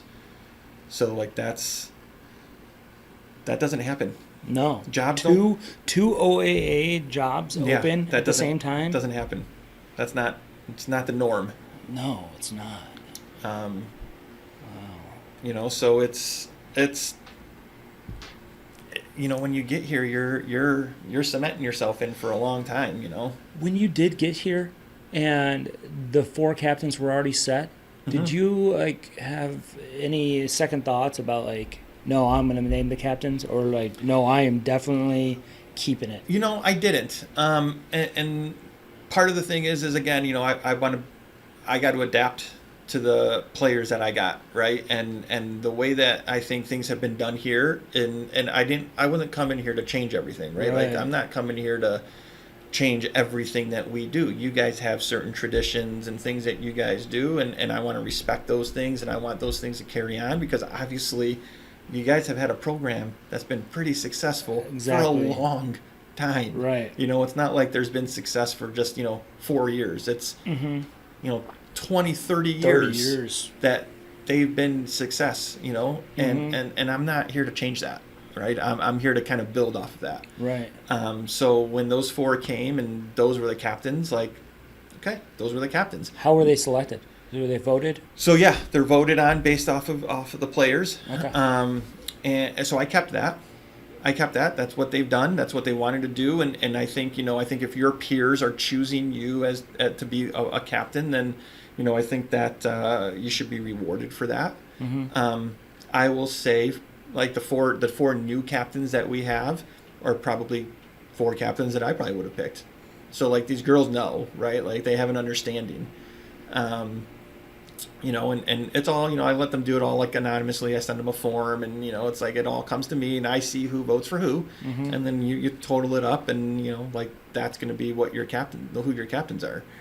And it worked this year. I think the only thing that I did do was I changed what that word meant to them, right? Because I explained to them what I thought a captain meant, not necessarily what a captain meant maybe prior, or like on like their club teams, or like I told them what I thought leadership looked like, and like for me, one of the big things that I think about leadership is if I say, like we end a drill, hey, let's pick these cones up. You 4 captains better be the first ones running over there to pick that up, because Right. you're setting the example. Yeah. I don't want this to be like when I was in high school, it was Freshman, like, yep. sophomore, or the youngest. Yeah, when I was team. in high school, it was like, we got to move that net 50 yards. Great. You're going to put the, freshman who's 90 pounds. Exactly. That's what they did. Yeah. And that's what it was, Like, oh, there's a soccer ball that went 200 yards over there because someone just kept kicking it. Go get it. I'm like, oh my goodness, really? But like, that to me was one of the small things that I kind of told them. Like, hey, if I got to carry gear back to my car, we're putting gear back in the shed. I don't want this to be like I have to ask you. Mm-hmm. I just want you guys to be like, hey, do you need help? And so they started doing that, and then I started noticing that when those 4 started doing that, 2-3 weeks go by, and now you're getting other girls be like, oh, coach, I'll go do that for you. I'll go get it. I'll do this. I'll do that. And it was like, okay, so you guys are seeing, like, it's rubbing off. Like, it wasn't just the 4 that were doing that. They see that you guys are willing to put in that time and that extra effort, and now they're also mirroring what you're doing. And I think that was a big help for the program. Again, that's just part of like little things of like the culture that I try to instill. Like it's not one person's job to pick up pennies, or one person's job to pick up cones, or Right. one person's job to, go move nets or whatever like that. Like, and it shouldn't be one person or a single like, first year varsity member or freshman. Like, just go do it. Like my boss at work doesn't get to say like, well, you're the newest, so you do this. Like New guy. It doesn't work that way. Yeah. Like it's. Like that's just not how things operate. So No. that's one of the things that was how I kind of talked to them about, okay, if you guys are going to be the captains, here's what I think of my captains, and here's what we should do. And there was no questions, no problems. We talked all the time, my captains. It was always talking, and we'd have difficult conversations about maybe like, maybe like I wanted to change something, or maybe like someone wasn't playing well, and I was like, hey, I'm going to make a change, and I don't want this to be a big shock to you guys or to everybody. So I try to keep them in the loop, Mm-hmm. And I built a trust with them. And, and I knew that they could come talk to me if there was any sort of problems. But they handled everything. Like I honestly say I had not a single problem come to my attention this year. Nothing. Nothing. Players, parents, nothing. It's crazy. That's rare. Yeah. But we have a parent meeting, like is one of the things that that the district does, right? Like we had a spring meeting at Troy Athens High School for all spring sports. All spring sports. And it was the district athletic director, Matt, would go up there and he'd set like an expectation for the entire district. Here's what the entire district expects. And it doesn't matter if you're at Athens and you're playing, tennis, or if you're at Troy and you're on the lacrosse team. This is the expectation of how we're going to handle ourselves as parents, as athletes, as coaches. And then from there, once he gets done, then we break off and we do meetings, each team, right? So you get like assigned a room. Like girls soccer, you're going into this place. And then anyone who's playing girls soccer at Troy comes to that, like their parents are at that meeting, and you sit there and you kind of talk about what the expectations are. And, like I'll have like a little do's and don'ts of like, don't coach from the stands. Don't be yelling, kick it, do, whatever. Because while I understand that's something that you might want to do, like, don't put your daughter in that position where they got to, do I listen to my coach? Do I listen to mom and dad? And that's something that we talked about, like preseason stuff with like that Mark and Justin that came in, where it's like, hey, you get into the car and, mom or dad is saying, well, why didn't you do this? Why didn't you do that? Why didn't you do this? Like, that's pressure. Like, how are you going to handle that? Because now you got to do what's best for your team, or maybe, maybe in club you play this position and coach is putting you in a different position, and, parents disagree with it, and you got to work through that. But, I'm super open and available. Coaches, players want to come talk to me. They can, no problems. Parents want to come talk to me. Sure. Great. What I found was, the parents that would come talk to me, they started realizing that, again, they started looking at me as more than just, I had a dad at the end of the season at our banquet. He like shook my hand and he said, thanks for being a dad, right? Like, my daughter saw you being a dad on the field, right? Like he appreciated that, right? And it, to like them, it showed that there's, yes, this is the most important thing that's going on right now. You're not identified as a soccer player. But yeah. It just comes always back to that. Yeah. Like my daughter, my 6-year-old, again, she loves coming to these games, right? And, she's on the track and, she's waving and pregame starting. It was state finals, pregame. And I see her in the stands. I walk over, talk to her, give her a fist bump. Right. Say, talk to my wife. Like, I can do that. That's my wife. That's my daughter. Yeah, I get it. I'm in the state finals. It's the biggest game that I've ever been in my life. Right. That's my wife. It's my daughter. Like, they're the most important things to me.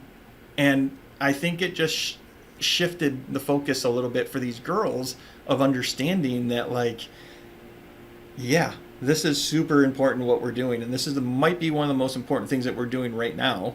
But you're going to look back at this and you're going to have great memories. And you're hopefully, regardless of the outcome. Yeah, and you're hopefully going to think about this as like some of the best times in your life. And hopefully, like, I've laid an example for you of what, being a parent looks like. Or, when you see, if your mom and dad have done something like this, and then you see me doing the exact same thing that your mom and dad have done, like, maybe you start thinking to myself, okay, like, maybe my parents are cool, or maybe I want to be around them, or...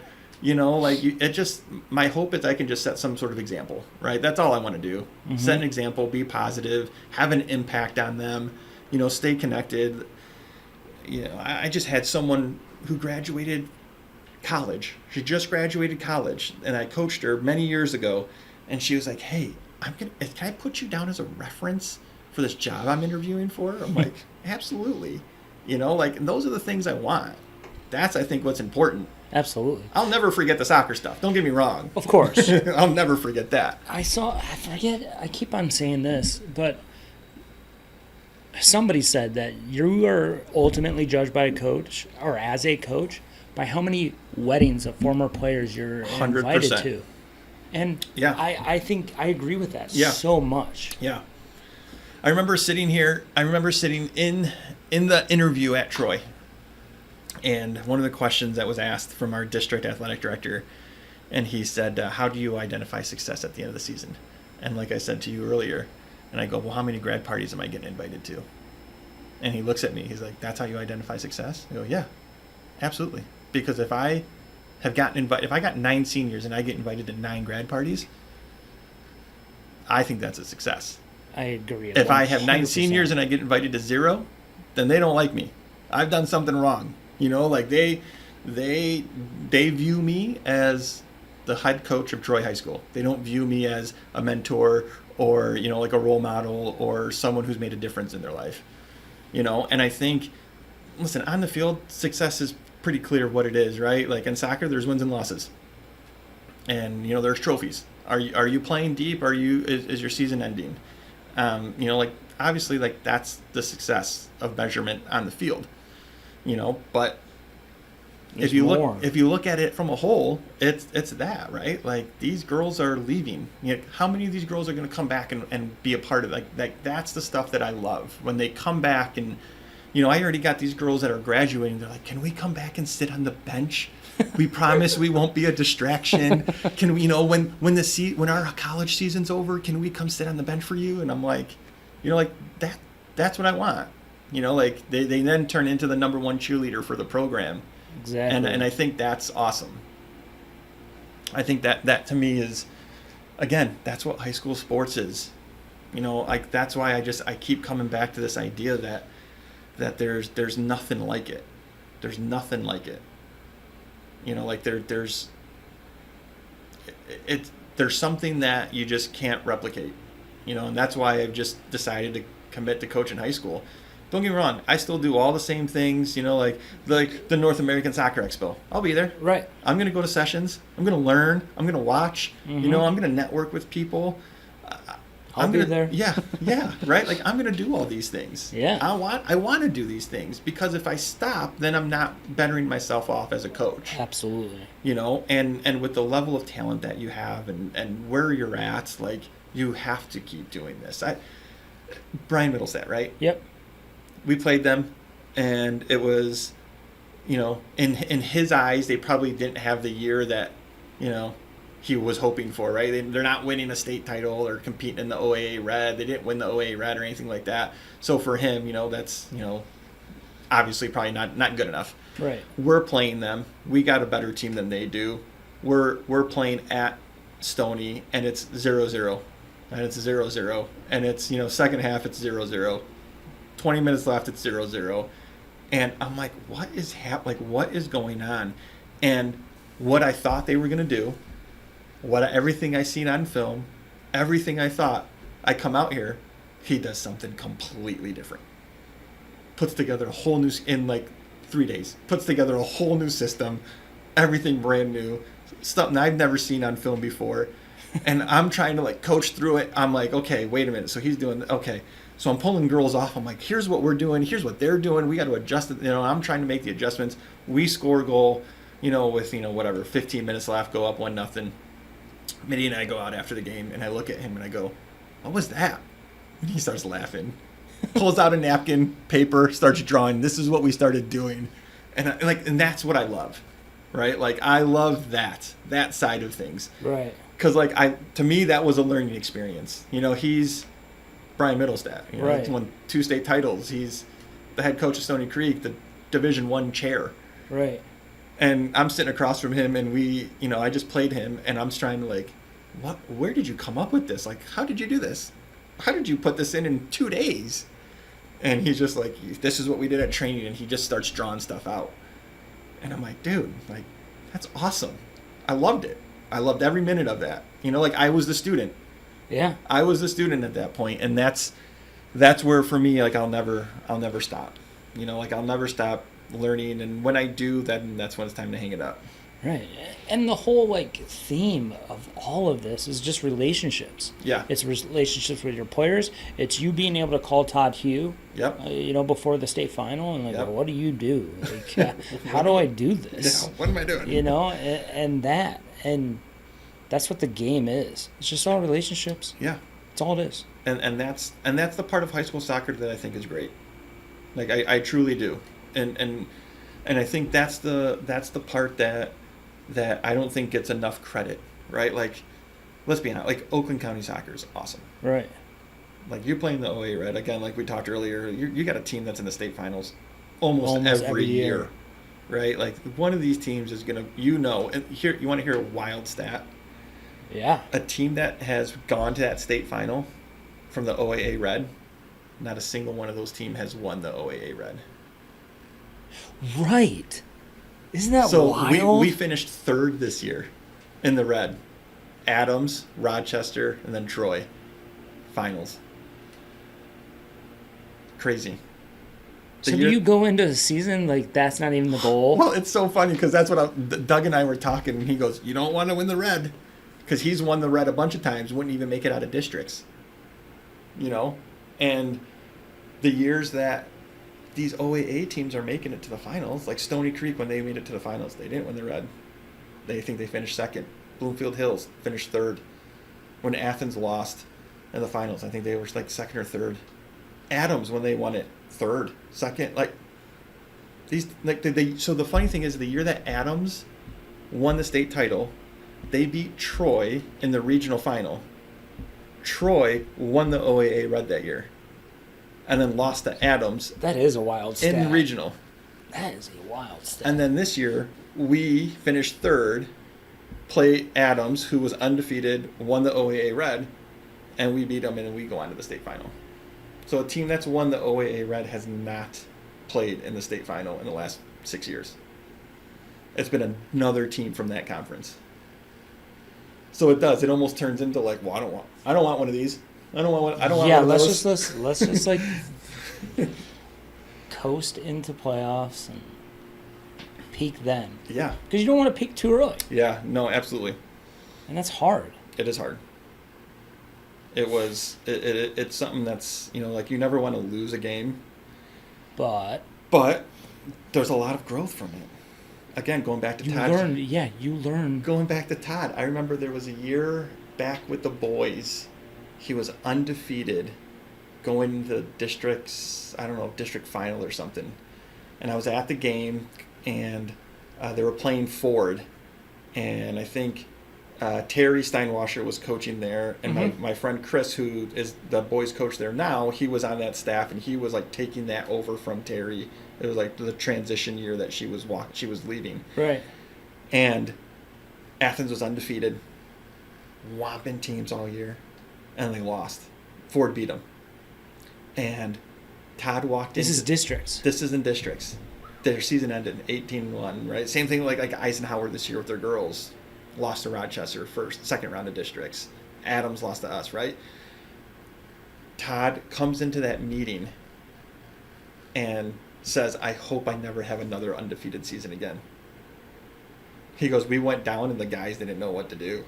Like they didn't know what it was like to be punched in the face and how to recover and how to react. And that stuck with me.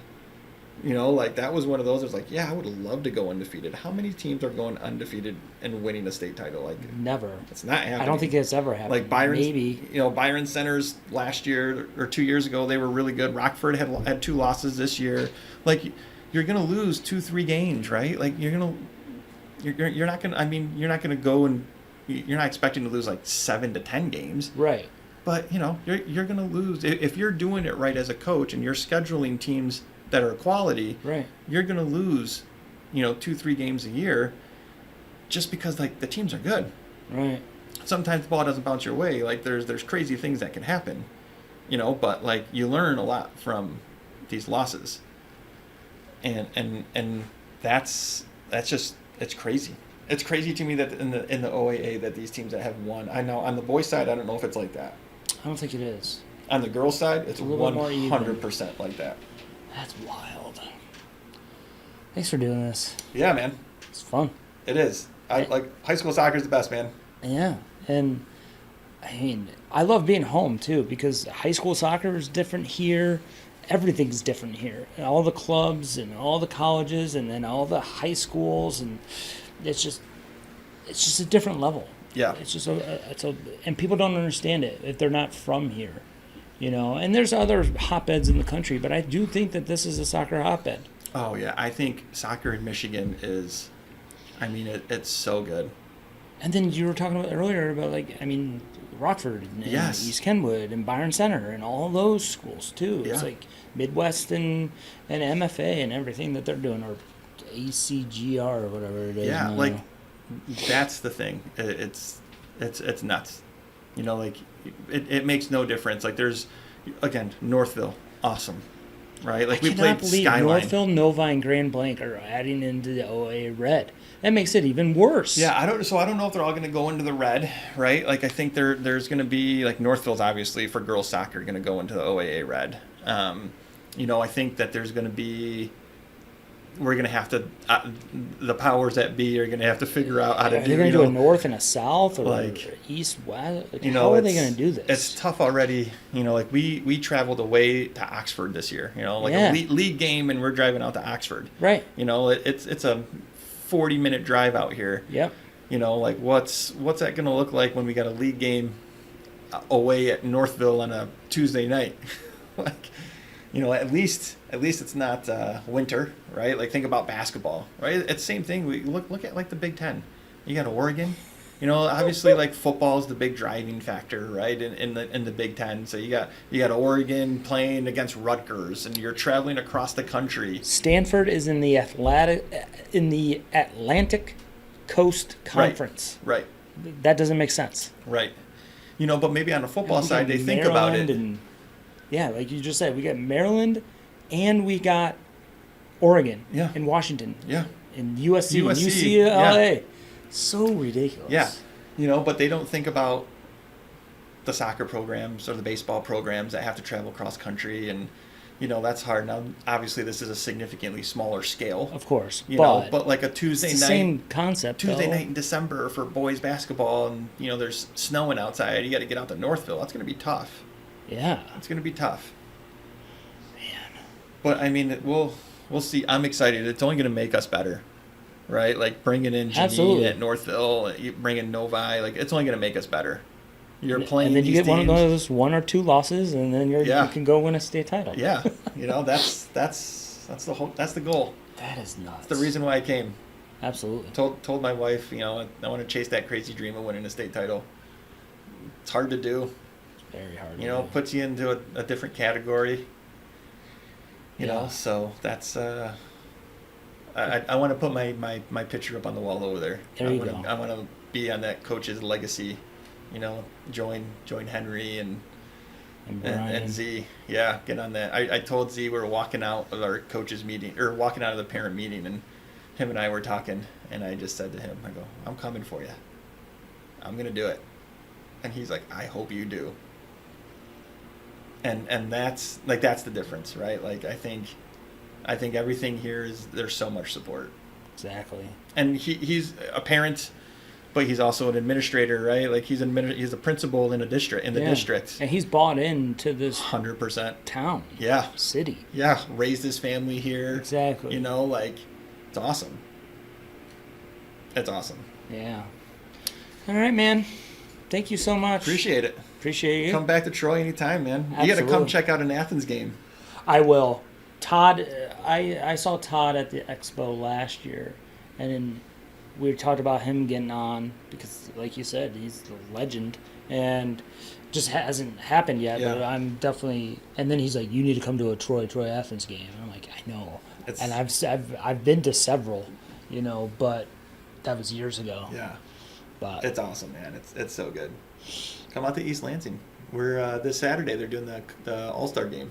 are they? Yeah, all the seniors. You know, like the Coaches Association All-Star game. I'm supposed to have Jeff on soon, Hostler Oh, okay. from State. Yeah, so- we're doing. It's at the East Lansing Soccer Complex. It's for the boys and girls. Okay. Yeah. So they're doing like the girls. There's 4 teams for each. So they just break them down by like regions, and it's Division 1 through 4. So it's anyone who's basically was like on an all-state team. That's awesome. and When they is a start doing that? senior. I think just a couple years ago. I think that like maybe 2 or 3 years ago. Yeah, that's new. I like it. Yeah, it's so cool. Just you know, you get these invites, and And these just kids get celebrate invited. and Yeah. yeah. So they're doing it's a Saturday. This Saturday they're doing 12 and 2 o'clock. So like 12 o'clock there will be 2 girls games going on at once, and then at 2 o'clock the boys play, and then at 4 o'clock the winners of the first 2 girls games play, and the losers of the first 2 girls games will play against each other. And then 6 o'clock same thing happens with the boys, and you just get out there and go represent your high school one last time and have some fun and play with some of the best players in the state who are going all over the place. I love that. Yeah, it's cool. Yeah. I'm excited for it. It'll be good. All right. Thanks, brother. Yeah, man. Appreciate it. Awesome. I hate soccer.